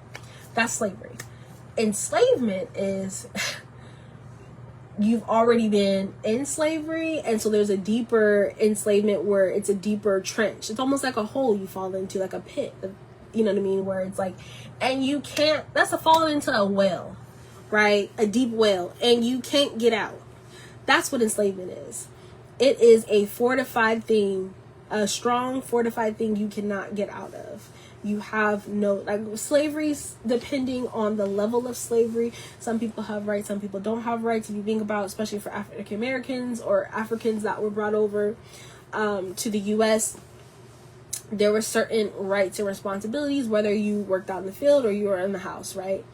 That's kind of slavery. But the enslavement part was like that some slaves, even after the law was passed for it to be legal to have slaves, where they could not gain their freedom, they couldn't buy their freedom, they weren't of a free people. That's enslavement. Also with enslavement, it is very harsh, debilitating labor. It is meant to drain you. It is meant to drain your strength, to drain, like, you know how you sometimes can wake up and even when you don't feel like it, you're like, I'm just gonna get through the day. Like, you have that mental fortitude, that mental, I'm gonna get through the day, I'm gonna make it. Yeah, it's meant to drain that, to where you don't even have the mental fortitude to be like, I'm gonna rise above this. This is just one day. This is temporary, a season that I'm in. Enslavement is meant to reprogram your brain. It's meant to reprogram your identity. It's meant to strip you of the identity that you have, strip you of everything that you have, and reprogram you into the mode and model of the person, the institution that owns you. And they want you to stay in that new identity for the rest of your life. They want you to live and die in it. And also be subservient, which means completely serve and be devoted to that identity, which is tied to an institution, so that it can continue to take from you, continue to rob your virtue, rob your strength, rob your promise, rob your purpose, rob your destiny, rob the things that your passions, your desires, it's wanting to suck the life out of you, literally. Now some of this is done in a slow way, other times it's done in a long way, right? And so this is what we see here. They were forced into slavery. And once Pharaoh saw, and the Egyptians saw, like, oh, this slavery ain't, look, they still having babies. They still strong and mighty. They can overturn and overpower us at any time. Once they saw that, then it became enslavement, because it's like, oh, well, we are going to break you. We are going to break you down and reprogram you so that you never rise up against us, right? We are going to take everything possible from you. And so, yes, even this brick and mortar, this super harsh labor, and in the way that they set up the labor for them not to have the things that they need, and they had to actually go out and find the materials, go out and do the plowing. They had to do all of like what was already being done for them, and they were building. They had to actually do all of those parts and then build. And so with this, they still increased. They still grew in numbers. They still had strength. So this is comes to the third strategy of the institution of Pharaoh. How it comes to steal your power, your strength, and your promise. So for them, the children of Israel, in the book of Exodus, it was, so he couldn't break them through labor, right? He couldn't break them through labor and through making them slaves, nor could he break them through the enslavement, which is the super harsh labor that is meant to break down your mental and break you down and break your identity. He couldn't break them, right? So he went out another way of trying to break them by attacking their bloodline and legacy. So they continued to strengthen in numbers, and they continued to multiply. And they just didn't multiply, but it says they multiplied in might, which means, like, I feel like might is stronger than strength. Like, I feel like might is like a supernatural strength that like can't be broken, can't be, you know what I mean? Like, yeah, I think like Samson when I think of might. Like, it just, yeah. So how he tried to attack their bloodline and legacy was that he commanded the midwives to keep all of the girl babies and to kill all of the boy babies. Now, let me break this down as to why this was a thing, right? So with all this labor, with all this enslavement and slavery, he couldn't break them. So he was like, oh, well, you're still mighty and strong, so we're going to kill you. The way you kill someone off is through their legacy, through their bloodline, through their lineage. Now, again, back here at this time, it was based on patriarchy. That was how the institution of family and of a household was constructed, was through patriarchy. Now, the patriarch of the family held all power. And that power was passed down through the firstborn sons. And so that's the cultural context, right? And that's even like how it was in Egypt in general, but like specifically in all families within that, that's how it was. So the boy babies represented strength. Now the women were just as strong too, because if you think about like the womb, and you just think about, they were slaves too, right? So they had to endure this harsh labor just like the men. But the boy babies represented strength, and they had, it also said in Genesis 3, because this was prophecy, that they had strong men. So that was prophesied in Genesis 3 for this generation, and just also all the generations of the nation of Israel, the tribes of Israel. So he specifically went after the boy babies because they represented strength. And then also there was a prophecy that all the men, they had very strong men in the children of Israel. They were very strong men.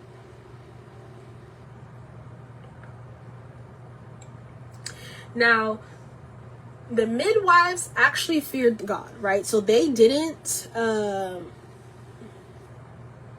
can't tell you if they served other deities. I just know they feared God, because that's what the scripture says. So we're going to go with that. So the midwives feared God, so they didn't kill the baby boys like they were told to.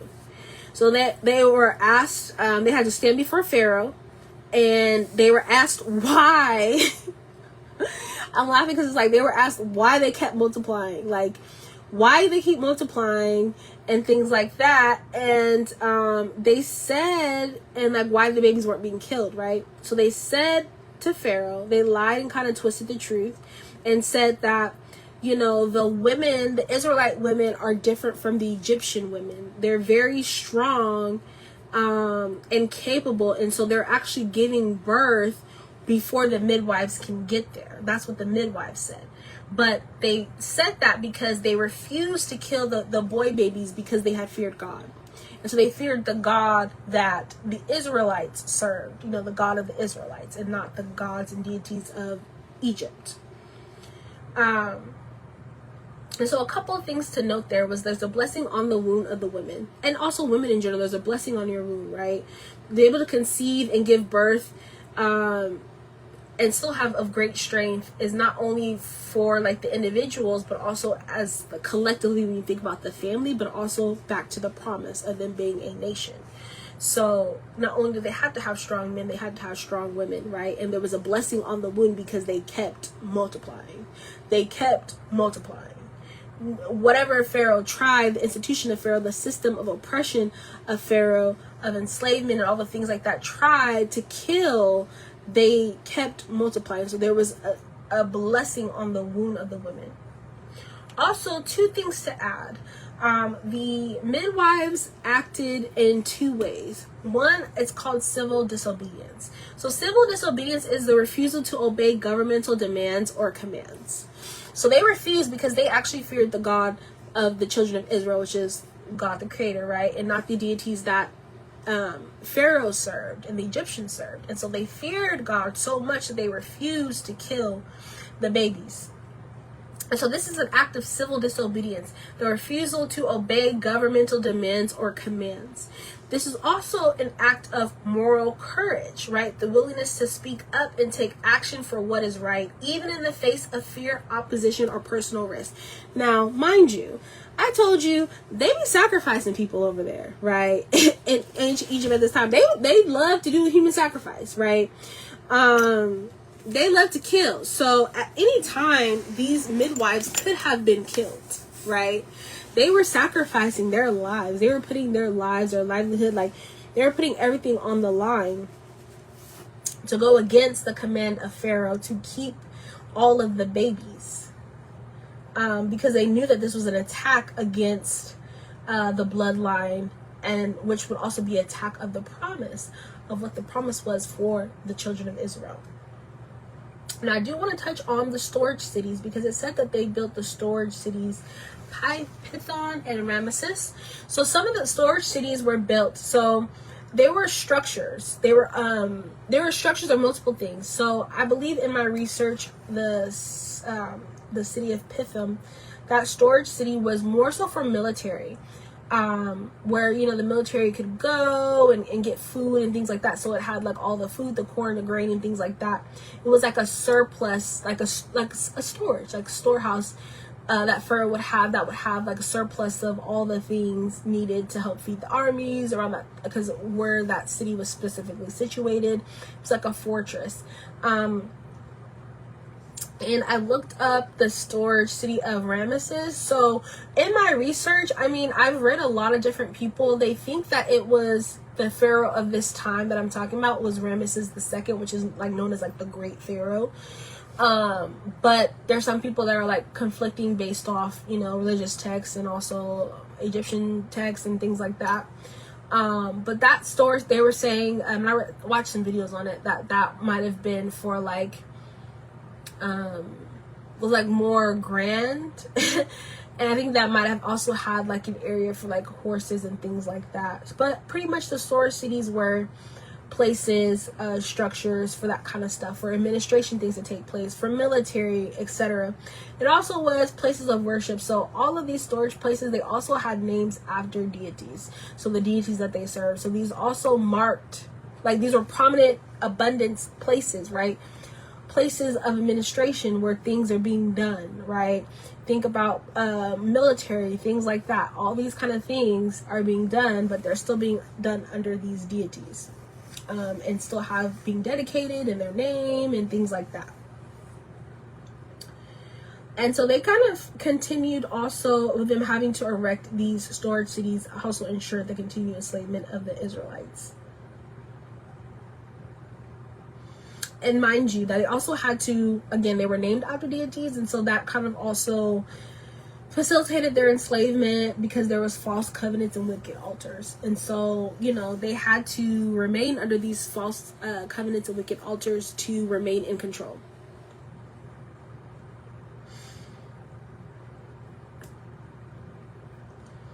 Okay, now the fourth one is generational. So Pharaoh coming after for their power, strength, and purpose was also a generational decree. If you excuse me, I'm just going to get some water.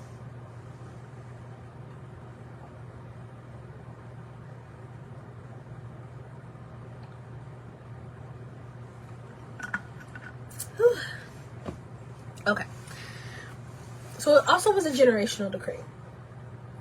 So when he had told them, you know what I mean, you better kill. Matter of fact, let me get the scripture.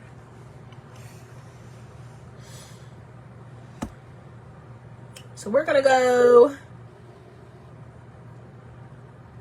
I actually got done with 16.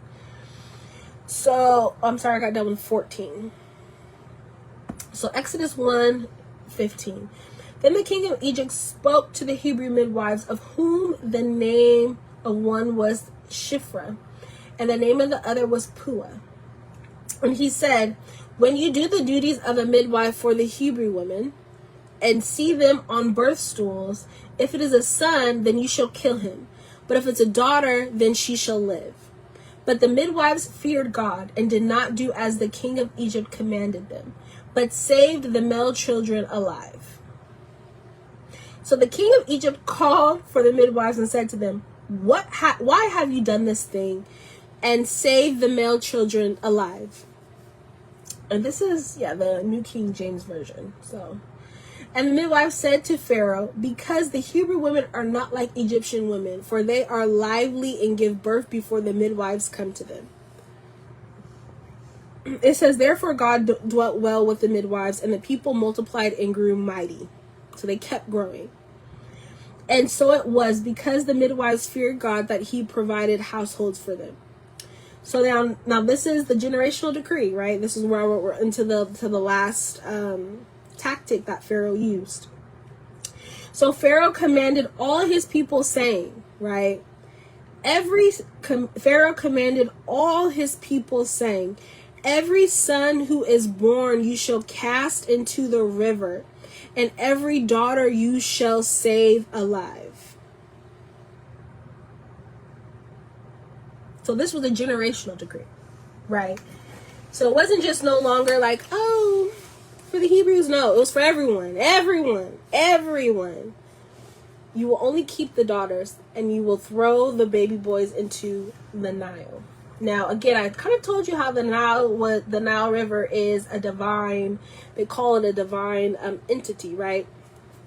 They did a lot of sacrifices and things like that. And again, there were certain deities that they worshipped, like the crocodile and things like that, that lived in that Nile. So that was all very spiritual.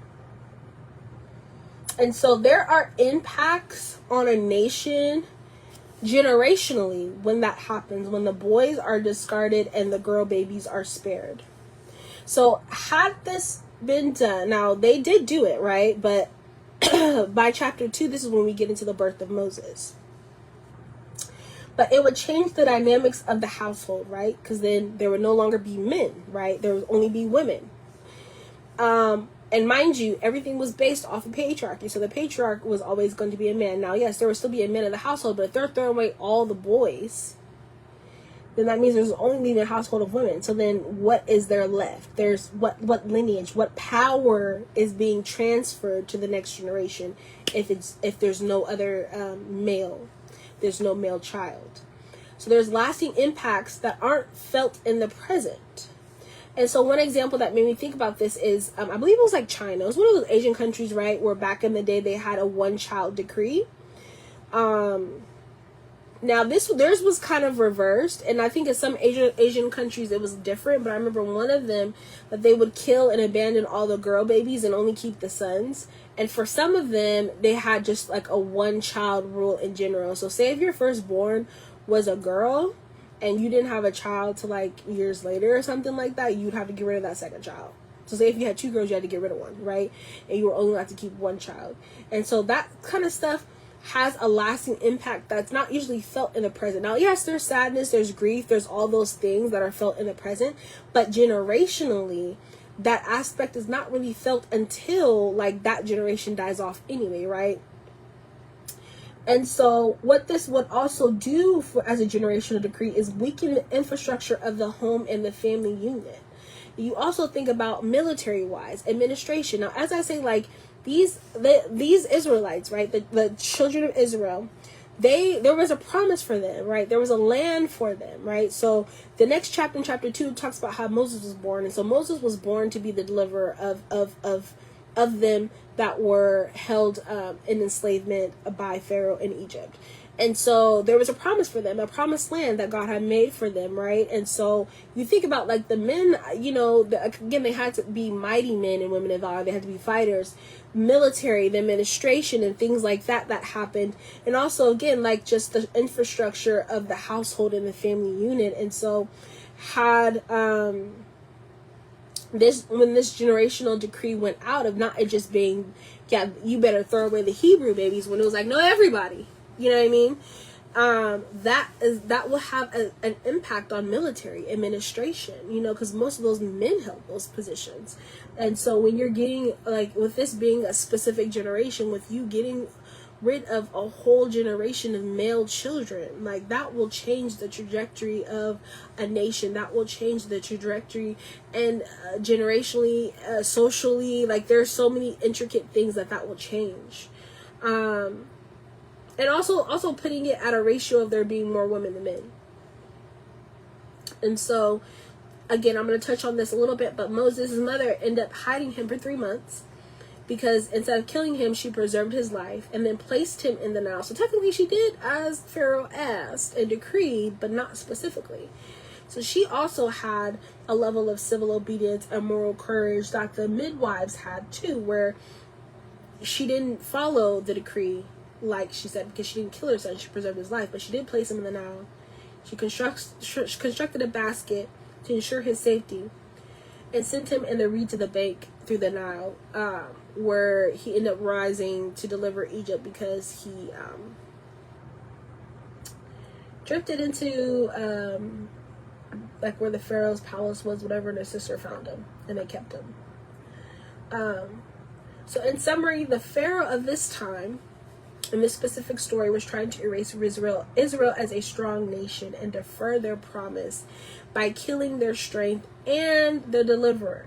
Deliverer was Moses. He wasn't even born yet, but and getting rid of all the boy babies would have killed the deliverer that was to rise up and take them out of bondage and to save them from captivity.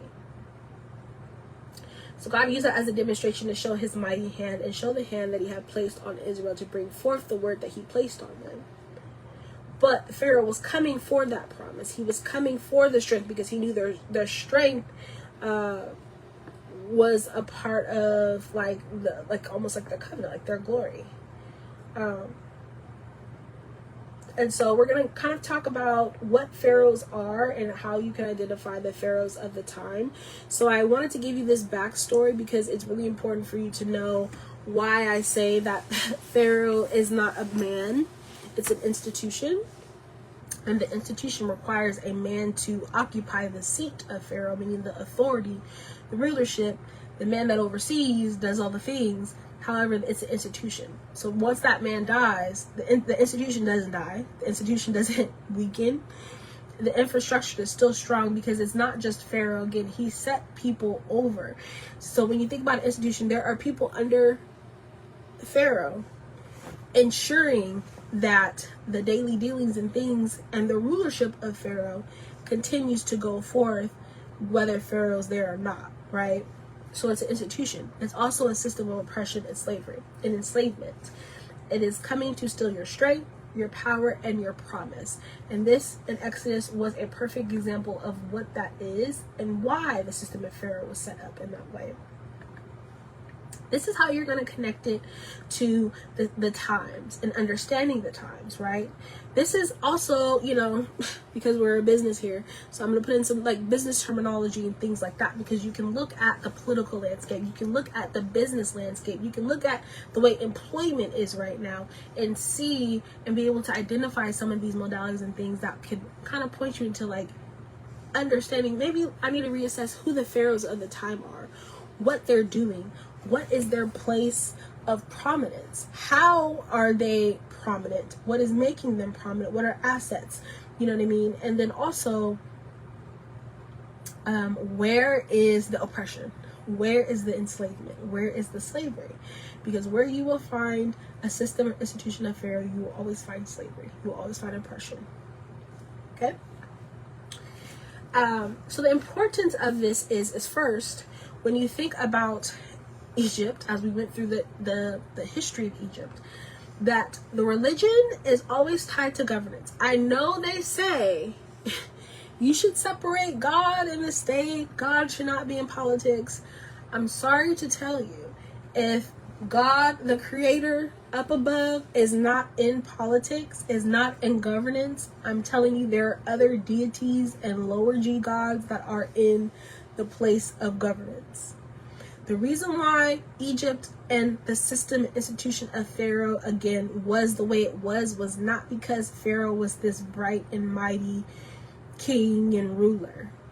It was based off of religion, a religious practice, a religious ideology that formed into a religious practice and also rituals, which was then tied to governance, because Pharaoh could not assume rulership. It could not assume the power and prominence it had without that agreement, without that covenant with those deities. Now, they had over 2,000 deities. So that's a lot of worship. That's a lot of devotion. That's a lot of rituals. That's a lot of giving praises and offerings and cycles of community,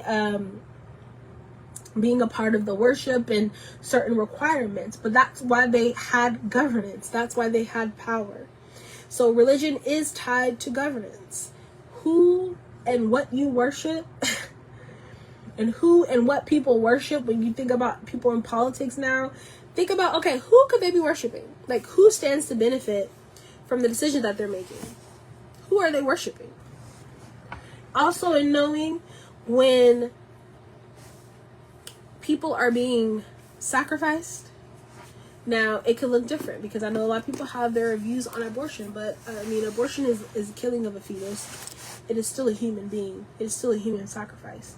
And so what deity stands to gain from the killing of fetuses and babies? Because there's a deity behind that. You know what I mean? So when you think about that, think about religion is always going to be tied to governance. So when you're trying to identify the pharaohs of the time, you have to look to governance. Why do they have the governance and power that they have?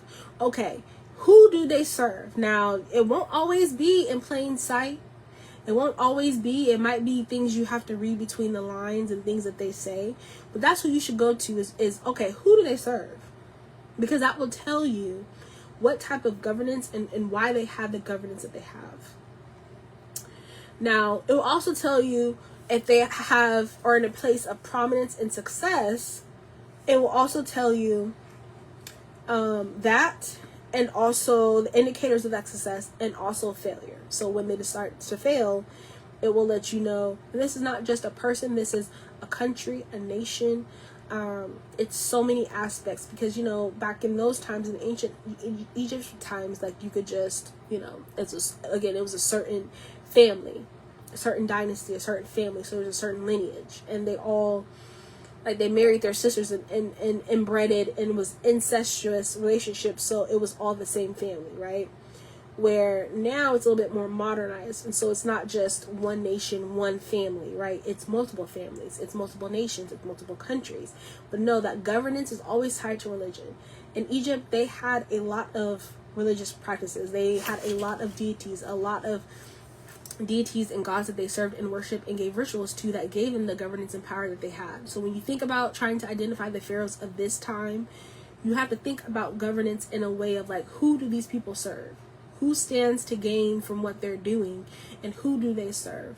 Because who they serve is who they also get the prominence and power from. Now, they usually all serve kind of the same deity or multiple deities, right? It will also allow you to know what rituals and things that they have in place to continue that power and authority. So who you worship determines several things. The governance structure you are operating under, the operations, logistics, and administration, because all of them have to align. Let me get back to the calendar that they made. The deities gave them the calendar and how to do the calendar because it was to keep them on track of not only how to track the agricultural cycles, to be able to, do the crops and the farming and the things like that, and also keep track of the Nile when it's supposed to flood, but then it also helped perpetuate all these elaborate and complex rituals that they had to abide by, right? And so all of their operationals and logistics administration was built on the foundation of their religion, which gave them the governance, right? So who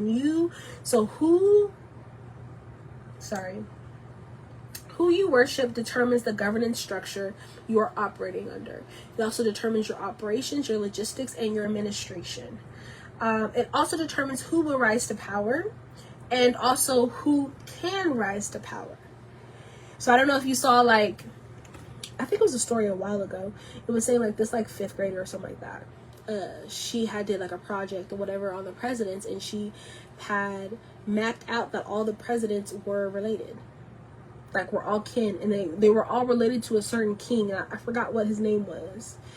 But all of them, even Obama, they're all within the same bloodline, right? And I'm telling you, they do that. They have those type of, there's no boundaries to the sexual practices that they have, and a lot of them did incest, not just Egyptians, but other kings and monarchs did incest because they didn't want commoners or people lower than them, not even the nobles and aristocrats, right? They didn't want them to taint their blood, right? Because they believed that their bloodline was holy and sacred, and so they married and they had kids, and with each other, brothers, sisters, cousins. There was no boundary of oh, you're just my first cousin, so I won't take you as my wife. No. Oh, you're just my sister, I'm taking you as my wife, because it was all about keeping it in the family, keeping that bloodline strong, right? Keeping the bloodline strong meant that there was more heirs to the throne, which meant that could last for more dynasties throughout the years. You know what I mean? So it will also, this is all tied to governance, right? So who you worship determines the governance structure you're operating under, determines the operation, logistics, administration of that governance structure. It also determines who will rise to power and who can rise to power, because there are limitations based off of, again, the religious practices, and also the parameters and constraints on freedom. So I know people think because these people were in power that they had so much freedom.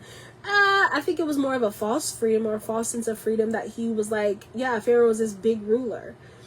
But sir, not a day can't go by and you cannot not do a ritual, or cannot check to make sure and oversee that people are doing their rituals, or that you're not consulting oracles, these people that literally commune with deities all day and do all these high occultic practices and worship things to ensure that you get the strategy you need to continue your power.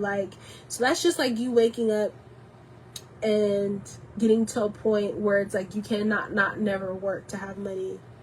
And it's yeah, you might have freedom with the money, but if you were to get sick, what happens? You know what I mean? So it was just a false sense of freedom and rulership, but it also, there was parameters and constraints on the freedom, because you cannot not go a year without spilling your seed into the Nile and giving back as a part of your union and marriage contract.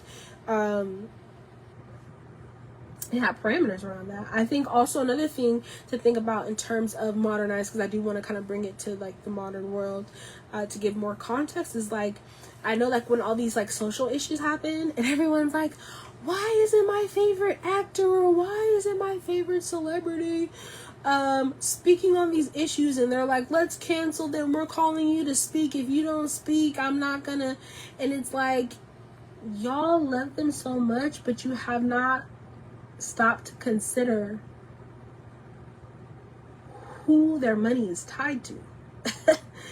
Like, I know people don't want to believe that these occultic practices and these different worships of deities and religions are in Hollywood, even though they tell us this kind of stuff. I know people don't want to believe that, but it's true. And again, I just gave like the whole thing with Egypt, right? And so if you think about that as terms of like some of these, not all, but some of these celebrities and things like that, especially like depending on the religion and who the money is tied to, but also like the religious practice, and especially if you went through a specific covenant and or ritual to gain money, power, influence, then there are parameters around that.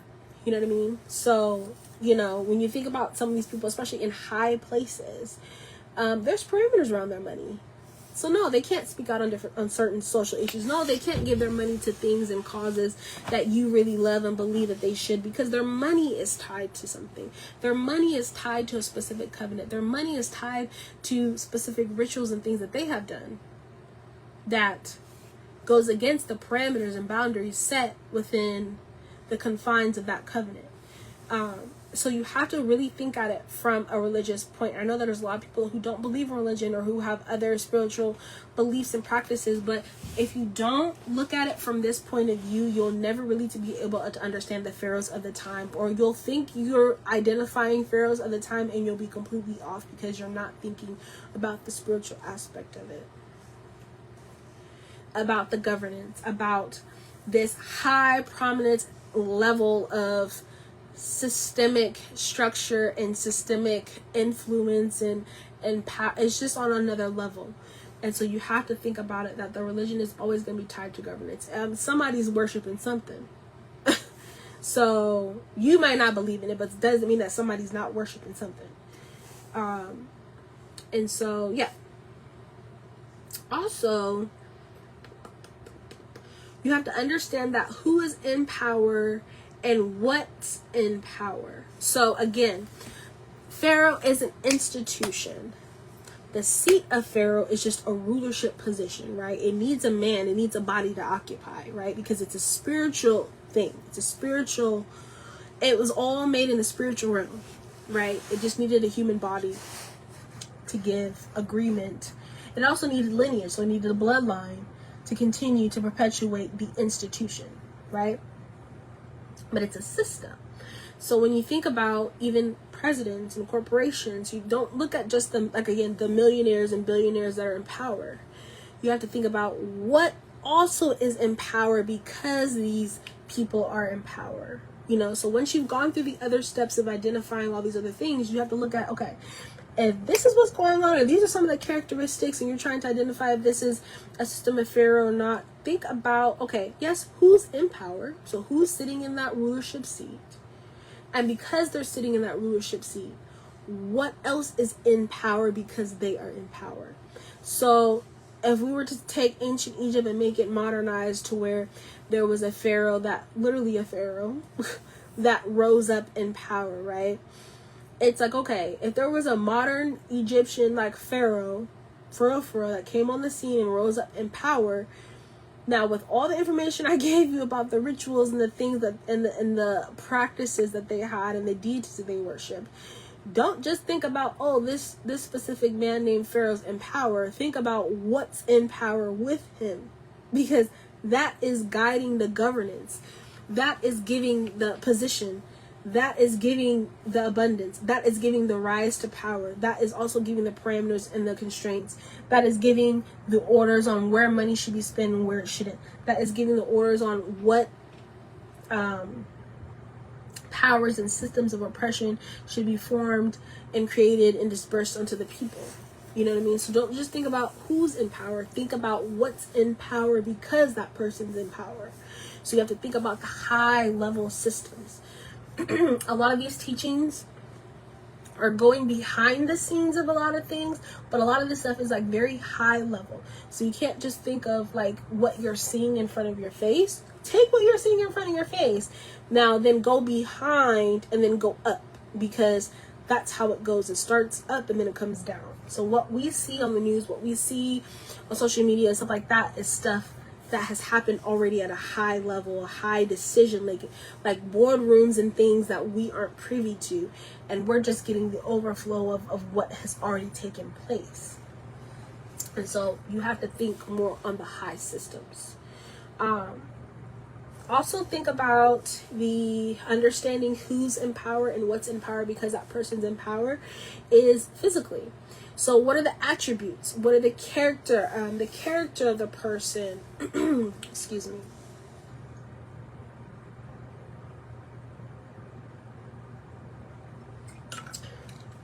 Woo. Think about physically that person, their attributes, their character. Think about the process of selection of how these people are chosen, right? To be in that rulership seat, right? Etc. Now then think about spiritually. Think about the practices. Think about the rituals. Think about certain covenants that needed to be made. Think about the displays of allegiance. Now, I don't think people really see it, or they just think like, oh, that person's just posing that way. But don't you think like when you're looking at certain poses and like everyone poses that way? Like, why does everyone put their hands that way? Am I the only one that thinks that? Because I'd be like, I feel like there's so many other ways to put your hand that isn't as awkward when you're taking a picture. But why does everyone put their hand that way? Why does everyone stand that way? And not just like, oh, like even random people. I'm talking about like every person in power. Why do they stand that way? Like, I wish I had pictures. I'm like, why does everyone do that? You know what I mean? Like when they're talking, like, why do you have certain hand signals? Like, just, I mean, it's there. And it's in plain sight sometimes. I think sometimes in our head we just don't think anything of it. But there are always going to be displays of allegiance that will show you and tell you what type of practices and covenants that they have spiritually, that will kind of give you a look into what also is in power spiritually, because the person is in power physically. And then also think about transitions of time. So like important calendar dates, the signs within the sky, things like that, because they use all that kind of stuff. They use numbers. Like, I know people don't think like believe in numerology, because all that stuff is very real. When you think about how the Egyptians had their own calendar, that the deities showed them how to map and do all those things. So numbers, numerology, time, seasons, they're very real. You have to take them very serious. And also being able to identify the seasons and times and the signs that come with the seasons and times will help you clearly identify what Pharaoh is in place and what that Pharaoh has come to do.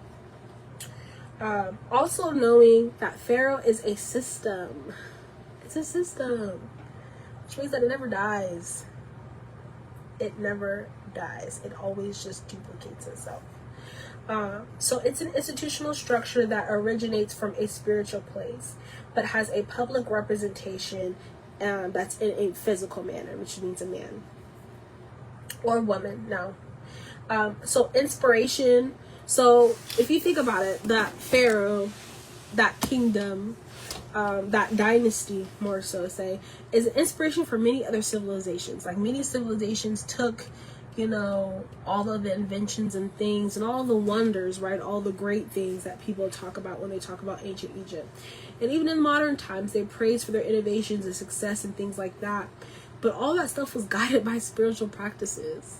You know what I mean? So there are various moments in history when spiritual beliefs set the tone for governance, commerce, trade, and business. Now, I think this is going to be a separate live teaching, because I realized when I said that and wrote that down, I was like, that is so true. And I kind of want to go back in history and time of that. Like, I know that people don't really see that, but there are definitely moments in history and points in time where spiritual beliefs set the tone for governance, commerce, trade, and business and administration. But specifically governance. And this whole thing about Egypt is one where, you know, moment in time of centuries where that spiritual beliefs set the tone for governance, commerce, trade, business, agriculture. I'm talking about inventions all the way up until now.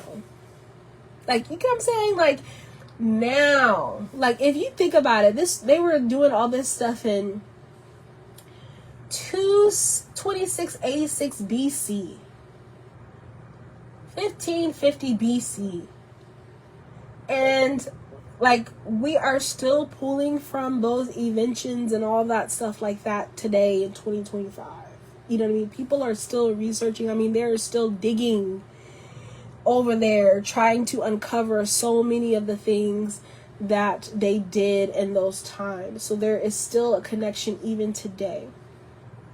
And so that system, that institution of Pharaoh, again, it never dies. It just multiplies. It duplicates itself. And last, that the Pharaoh system is modernized. So these occultic practices and pagan forms of worship to various deities are still present. The temples and buildings made for worship, they're still present. The oppression, the enslavement, and harsh labor are still present even today. Systems are gaining wealth, but the poor are tasked with building cities, companies, and etc. For the wealth of the system is still present even today. Corporations are amassing wealth. They're controlling the political and socio-economic landscapes. They have slave contracts and legal enslavement, where enslavement is legalized now. They have oppressive working conditions and unpaid labor and wages, systems of unpaid labor and wages.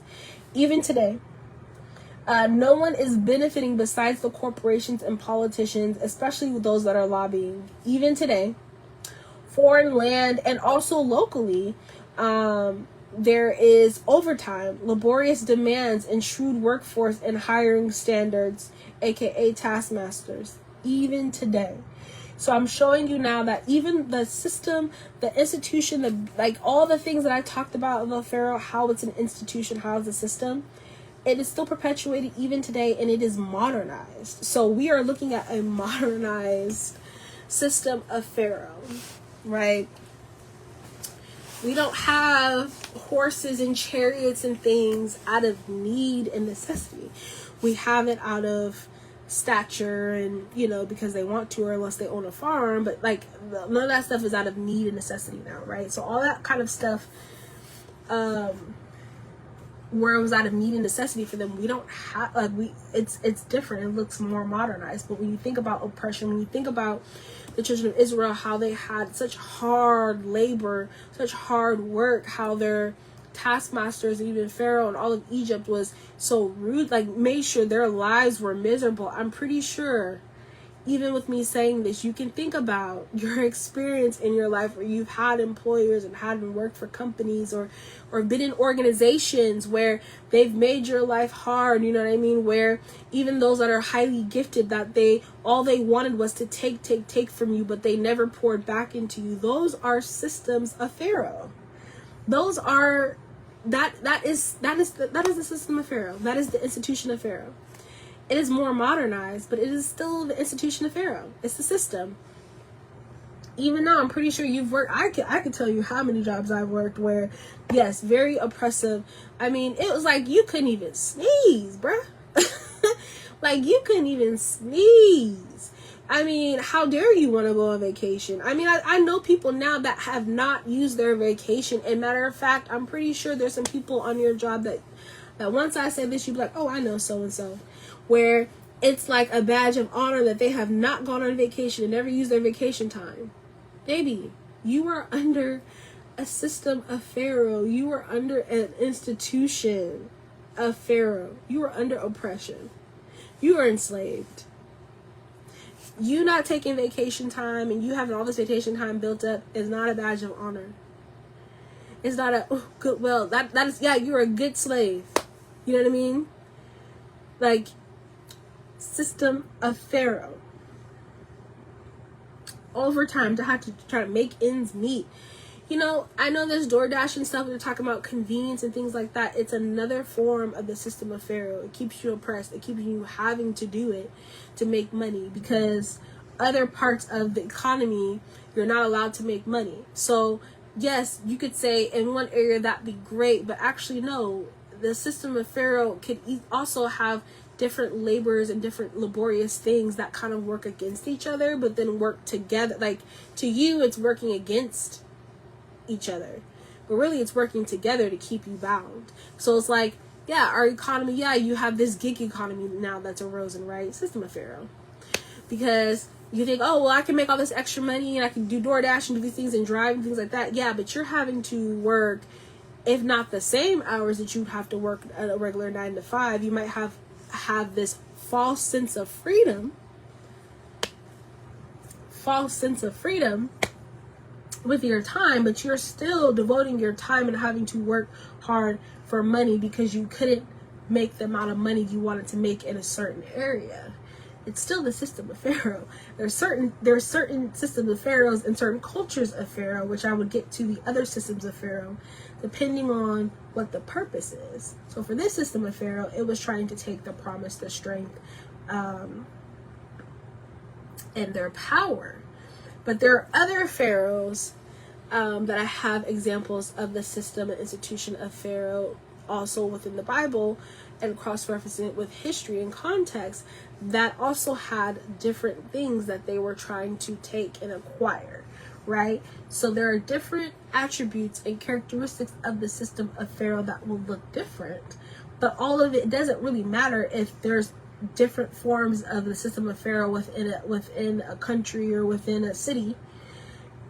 They all cause oppression. So there will be oppression if not one way or the other. And also it kind of forms a loop. It keeps you in a loop.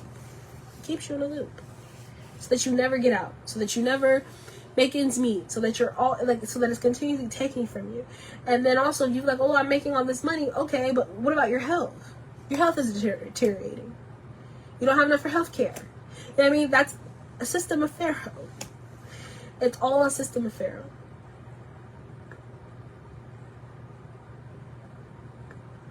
Okay. Let me just go back. I want to make sure.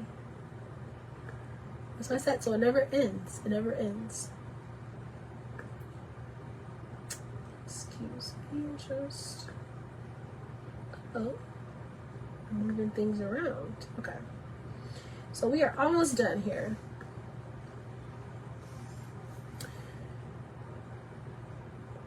And so these are the example of pharaohs of the time. Now, I'm still mapping this because I'm a visual person. Like, I can map this in my head, but I'm a very visual person. So I'm like, I want to see this mapped out like in front of me. So I'm still doing research and kind of trying to map this out, kind of like, you know how like you saw in the investigation shows where they have like pictures everywhere, and like I'm trying to do something like that. But these are some examples, broad examples of pharaohs of the time that I have identified so far. And again, I don't have like direct examples yet, but I'm kind of, well, actually I might have a little bit, but I'm kind of working on it. So examples of pharaohs of the time would be like powerful families, right? Corporations. And also banks. Banks have become well, they call themselves institutions, right? But banks have become a system of oppression and enslavement in so many ways. And then also they kind of have the duality to operate as like the store cities. Like, so, you know, the store cities were like the abundance of what Pharaoh had. And also each store city was in a different part. So it, you know, it might have been a certain area that store city was for weaponry and food for, like, again, for Pithom, I think that was like food for the soldiers and things like that as they traveled because of like where the location was, right? And so, yeah, that's what banks operate also as an institution, could be like a system of Pharaoh, but also have that duality of operating as the store city of Pharaoh, meaning like the abundance, the things that the system of Pharaoh has amassed due to oppression, there being where they store the abundance and use the abundance according to like the administration and logistics and operations to continue the institution. So it kind of has a dual effect. And so, excuse me, identifying the pharaohs of the time and knowing who they are and why they are rising up against the message of truth that is bringing forth a promise. Now, these examples, words like powerful families, corporations, these are called now dynasties. So I talked about how in ancient Egypt, like they were called dynasties, right? So dynasties is different from kingdom. So a kingdom is a country, state, or territory ruled by a king or queen. It's also a realm associated with or under the control of a particular person or thing. It also can be categorized as the spiritual reign or authority of God. And then also there are 3 traditional divisions of a kingdom: the animal kingdom, vegetable kingdom, and mineral kingdom. So they were saying Egypt was a dynasty. So a dynasty is a succession of rulers of the same line of descendants. It's a powerful group or family that maintains its position for a considerable time. So as I went through the different vast kingdoms, there's three like ages of kingdoms. Not kingdoms, dynasties for ancient Egypt. So they had succession and a specific line of descendants for that family for a very, very, very long time. So that's why they were called a dynasty. Now, again, everything's modernized now, right? So like here we don't really have monarchies like that. I mean, we do have like presidents, stuff like that, but we don't have monarchies. Some areas do still have monarchies and kings or whatever, so they would be called more of sort of a kingdom. But when it comes to dynasty, because the institution of Pharaoh is not just a kingdom, it's actually a dynasty. So it means that there is power being facilitated for considerable amount of time, which means a lot of time, like more than a century. And so to maintain that high level of position and authority and governance and power and influence for a long time like that, with it being more modernized now, think about it as in corporations. There are some corporations that hold the power. They're dynasties, you know what I mean? And they're not just ruled by one person. They're like a group of people, because now a dynasty can be a powerful group of people, so they don't have to be kin. Whereas with a dynasty, for something to be labeled a dynasty back then, they had to be kin. It had to be from a descendant, like a family, that their descendants for a considerable amount of time, they had to all be family. But now it can also be a powerful group of people, so they don't have to be descendants anymore for it to be called a dynasty. So that's kind of like the more modernized, what we've come into now with how modernized we are. So you think about corporations. There are some corporations that rule, right? Dynasty, like, and they're a group of people. You think about, yes, there are some powerful families that have had power, wealth, and influence for centuries, right? For generations. So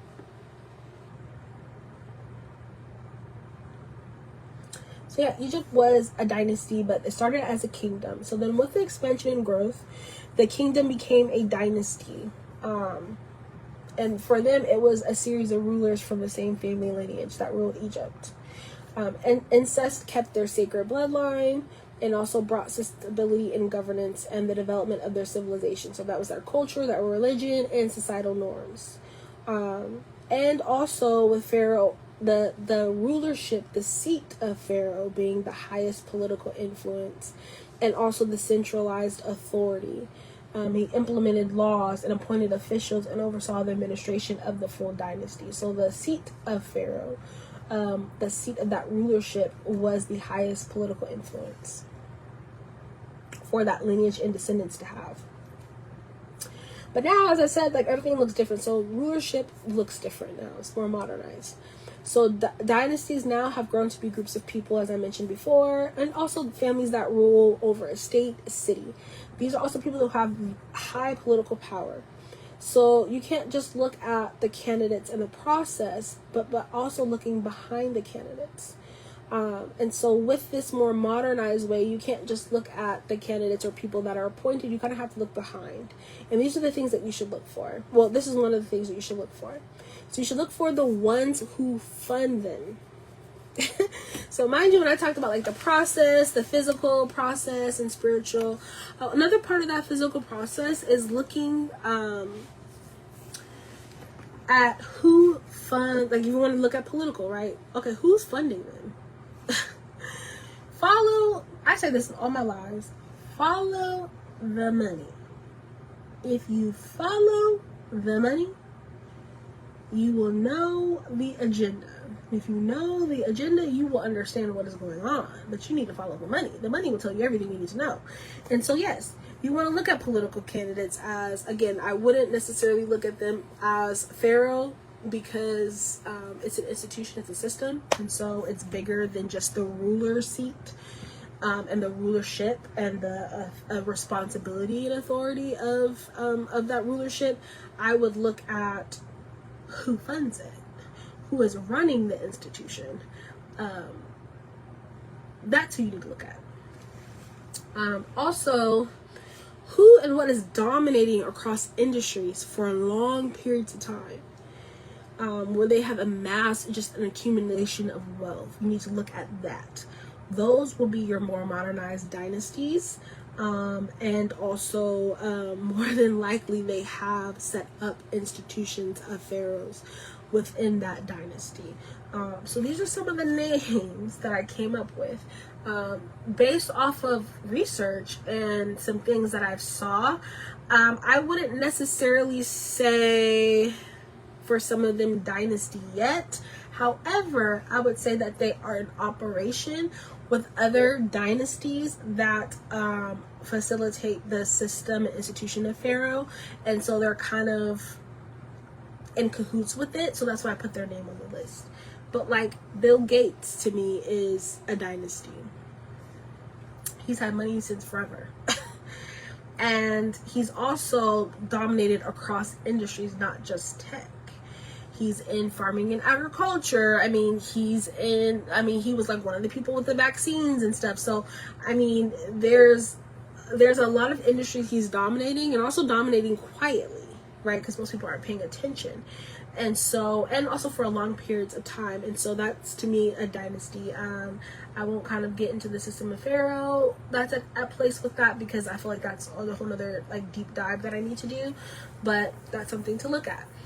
There's a guy named Peter Thiel, right? So he is one of the founders for PayPal. And he's another one. Dynasty, probably not yet, but he has a lot of power, influence, money, and he's dominating across industries. And a lot of these names, they also invest in a lot of the things that they like with each other. And so you can also, again, a dynasty can be a powerful group of people that have power, political power, dominance. And so some of these names also, they have also worked together, and so their power, influence together, and money together has also created systems of Pharaoh, institutions of Pharaoh. Another one was BlackRock. Now that's an institution. There's a lot that I need to research on that, but they are dominating. JP Morgan, like, so Chase Bank, but JP Morgan in general, definitely dominated, right? The Lehman Brothers, they're also responsible for the 2008 crash. Remember, like, when the economic crash that happened in 2008, like, they were responsible for that, as well as some other people. And so, again, these are just names that I came across as I've been doing just some other research for live teachings, and trying to map out elements of the live teaching that would give me the visual picture of some of the things that I'm looking for and also identifying, because everything that I teach I am putting in practice myself, and so it's kind of helping with research and identifying what I'm looking at and what's present, and being able to put and identify people where they are at. Some of those names and companies, some of them have dominated for a long time. Again, I'm not saying necessarily that they are a system, a pharaoh. I'm just saying, like, they could be of a dynasty. Some of them have amassed the wealth, and also, again, I haven't done full research to know like how long their money is, and also like how many years of influence of power, and in what ways, because again, they invest in different things, and their money is well versed, and so there's a lot of things and investments that they have and stuff like that.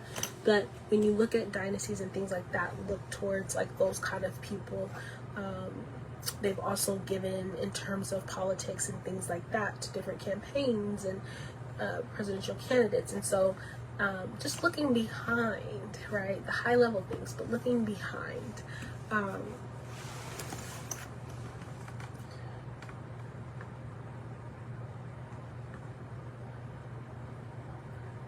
So yeah, so that is actually the end of the teaching. I wanted to leave off with dynasties, what dynasties are, and also how they connect to identifying the pharaohs of the time, looking at powerful families. Now, dynasties can also be a group of people, so it can be multiple power families working together. Corporations, banks, because they're institutions, and so those powerful families working, they usually work with banks that can create store cities for themselves, like Pharaoh did, but then also institute levels of oppression. And so, yeah, this live teaching will probably be a live teaching of many, because there's different elements and characteristics of Pharaoh that I want to go through, but this is just the first one in showing you and able to identify, know what Pharaoh is, right? You don't have knowledge of ancient Egypt, like a lot of knowledge outside of what you're told or read in the books, giving you more knowledge on ancient Egypt, how it functioned, why it functioned the way it did, why Pharaoh was so esteemed, and understanding what Pharaoh really is. And it's not about being the ruler, the man that ruled everything, right? That's a seat. Pharaoh is really the institution behind the man that ruled, right? Because there are so many levels of governance, so many levels of appointed people that were in place to ensure that institution, that everything that made Pharaoh the man and made things work within that society and civilization, it became an institution. So as pharaohs died and more, and their sons assumed the covenant with the deities, which assumed rulership, it continued.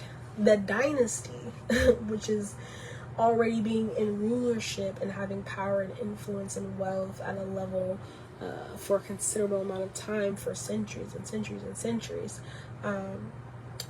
it continued because it was an institution, but the institution was set up through idol worship, which is deities, covenant with deities to serve them, to do rituals daily, yearly, throughout the year, quarterly, all these communal and also private rituals to amass the wealth, to amass the things, to amass the lineage for their descendants, and to be in power in that way, and to have power and to conquer and to have great armies and to have these store cities and these storehouses where you have an abundance and all these things, right? This wealth, and where being so prominent that other countries and other areas and nations are and even other dynasties want partnership with and want to be a part of what Pharaoh has, but not knowing that Pharaoh wasn't about the man. He was just a ruler, an earthly ruler. The Pharaoh was an institution. It was a spiritual institution because it was facilitated by deities. He couldn't have done what he did without those deities. Now I have another suggestion where he could have worshipped God and probably have gotten that under the stewardship of God, but he decided to worship the deities. They believed in those practices, and so they set up their structure, their society. Every part of their life was devoted to worship of these deities, and based off of how they worshipped, if they followed the constraints and parameters of the deities, then the deities gave them things and gave them knowledge and gave them the inventions and gave them the things that they needed to continue to conquer and be this great prominent nation. Right? So when you think about that and you think about modernized, because the systems of Pharaoh, as I mentioned, even if you're just joining now, the system of Pharaohs is a system of oppression. And I shared through the book of Exodus and also other excerpts how that's one of the characteristics of the system of Pharaoh, which is a system of oppression in general, right? It uses oppression, it uses enslavement, it uses slavery, it uses oppression in the worst manner. Oppression to where like it is a thing that you live and die in. So the institution of Pharaoh uses that to be able to trap and keep people to continue to amass the wealth, because it needs oppression. It needs you to be enslaved. It needs you to be wrapped up in the identity of servitude to a mighty institution like that, to be able to continue to do what it does. So this is how you'll be able to identify the pharaohs of this time. Look for that. Don't just point and look at, oh, this person's in place, this person's a ruler, this person has money, they're a pharaoh. No, because you're just looking at a man, you're just looking at a woman. You have to look at it from an institution point of view. An institution is a very complex and intelligent system that is in place. It perpetuates the same thing. It has the same notions and things that make it what it is. It has also different levels and intricate systems within it that work together to continue to perpetuate the oppression that it brings, right? And so when you're trying to identify the pharaohs of the time, you have to look at it from a spiritual lens, because all governance is governed through the spiritual realm. I don't care who you are. I don't care what you think. This example with Egypt proved it. Now, I could go through other countries and other nations that were prominent, like China. You know what I mean? When I think about I'm going to get the name wrong, but they had several dynasties and things like that. All of those dynasties served deities. They had their own practices and worships where they served deities. That's how they rose to such prominence, right? So all of that governance, all of that is related to religion. And so when you think about trying to identify the systems and institutions and systems of Pharaoh, because you'll see the oppression, you'll see the enslavement, you'll see the harsh labor, you'll see all of that kind of stuff. But when you're trying to understand who's really behind it, instead of looking at just the manager, oh, the manager's causing it, or the CEO is causing it, you got to look above. You got to look behind and then look above. High level systems, high. So you got to look up, even when you're looking at politicians and the institution of politics, you have to look up. You know what I mean? Why are those certain candidates chosen? Why is there such a certain process that people have to go through to be a president? Like, why are there these parameters and boundaries? You got to look up, behind, and up. And with that, you'll be able to identify, okay, what spiritually is tied to this, because there is a spiritual aspect, whether people wanted to admit it or not. And these people are showing you who their allegiance is to. You just gotta think about it. But first, you have to think of Pharaoh as a system, an institution. It's a system of oppression, deep oppression, slavery, and enslavement, the worst kind, the kind that you live and die in, the kind that takes you of your strength, that takes you of your power, that takes you of your identity, that takes and reprograms you to be a servant, to be subservient, to be submissive, to be so broken that you see no way out. And the only way out is to give in. That is Pharaoh. That is a system of Pharaoh. It is an institution. It is a very smart, intelligent institution that is rooted in spirituality. It is rooted in the realm of the spirit. It is rooted by deities. Okay? It was formed by it. It's not formed by man. It was formed by deities. Men just became the physical representation of it. But it is a system. And so once you can start identifying and looking at things from that point of view, and again, there's some other teachings that I'll do on this, because there's other points of views within the systemic oppression part of Pharaoh, that for this example, they were coming for the power, the strength, and the promise of the nation of Israel, right? And also with that, the generational decree that went out to try to stop the strength, the promise, and the power of the nation of Israel. But there are other things that pharaohs and the system of Pharaoh is in place to do, to take, to acquire, to stop. And so there's some other teachings that I'll do on that, but this one was specifically identifying the systems of Pharaoh that are set out in this world to take your strength, to take your power, and to take the promise and purpose that you have over your life.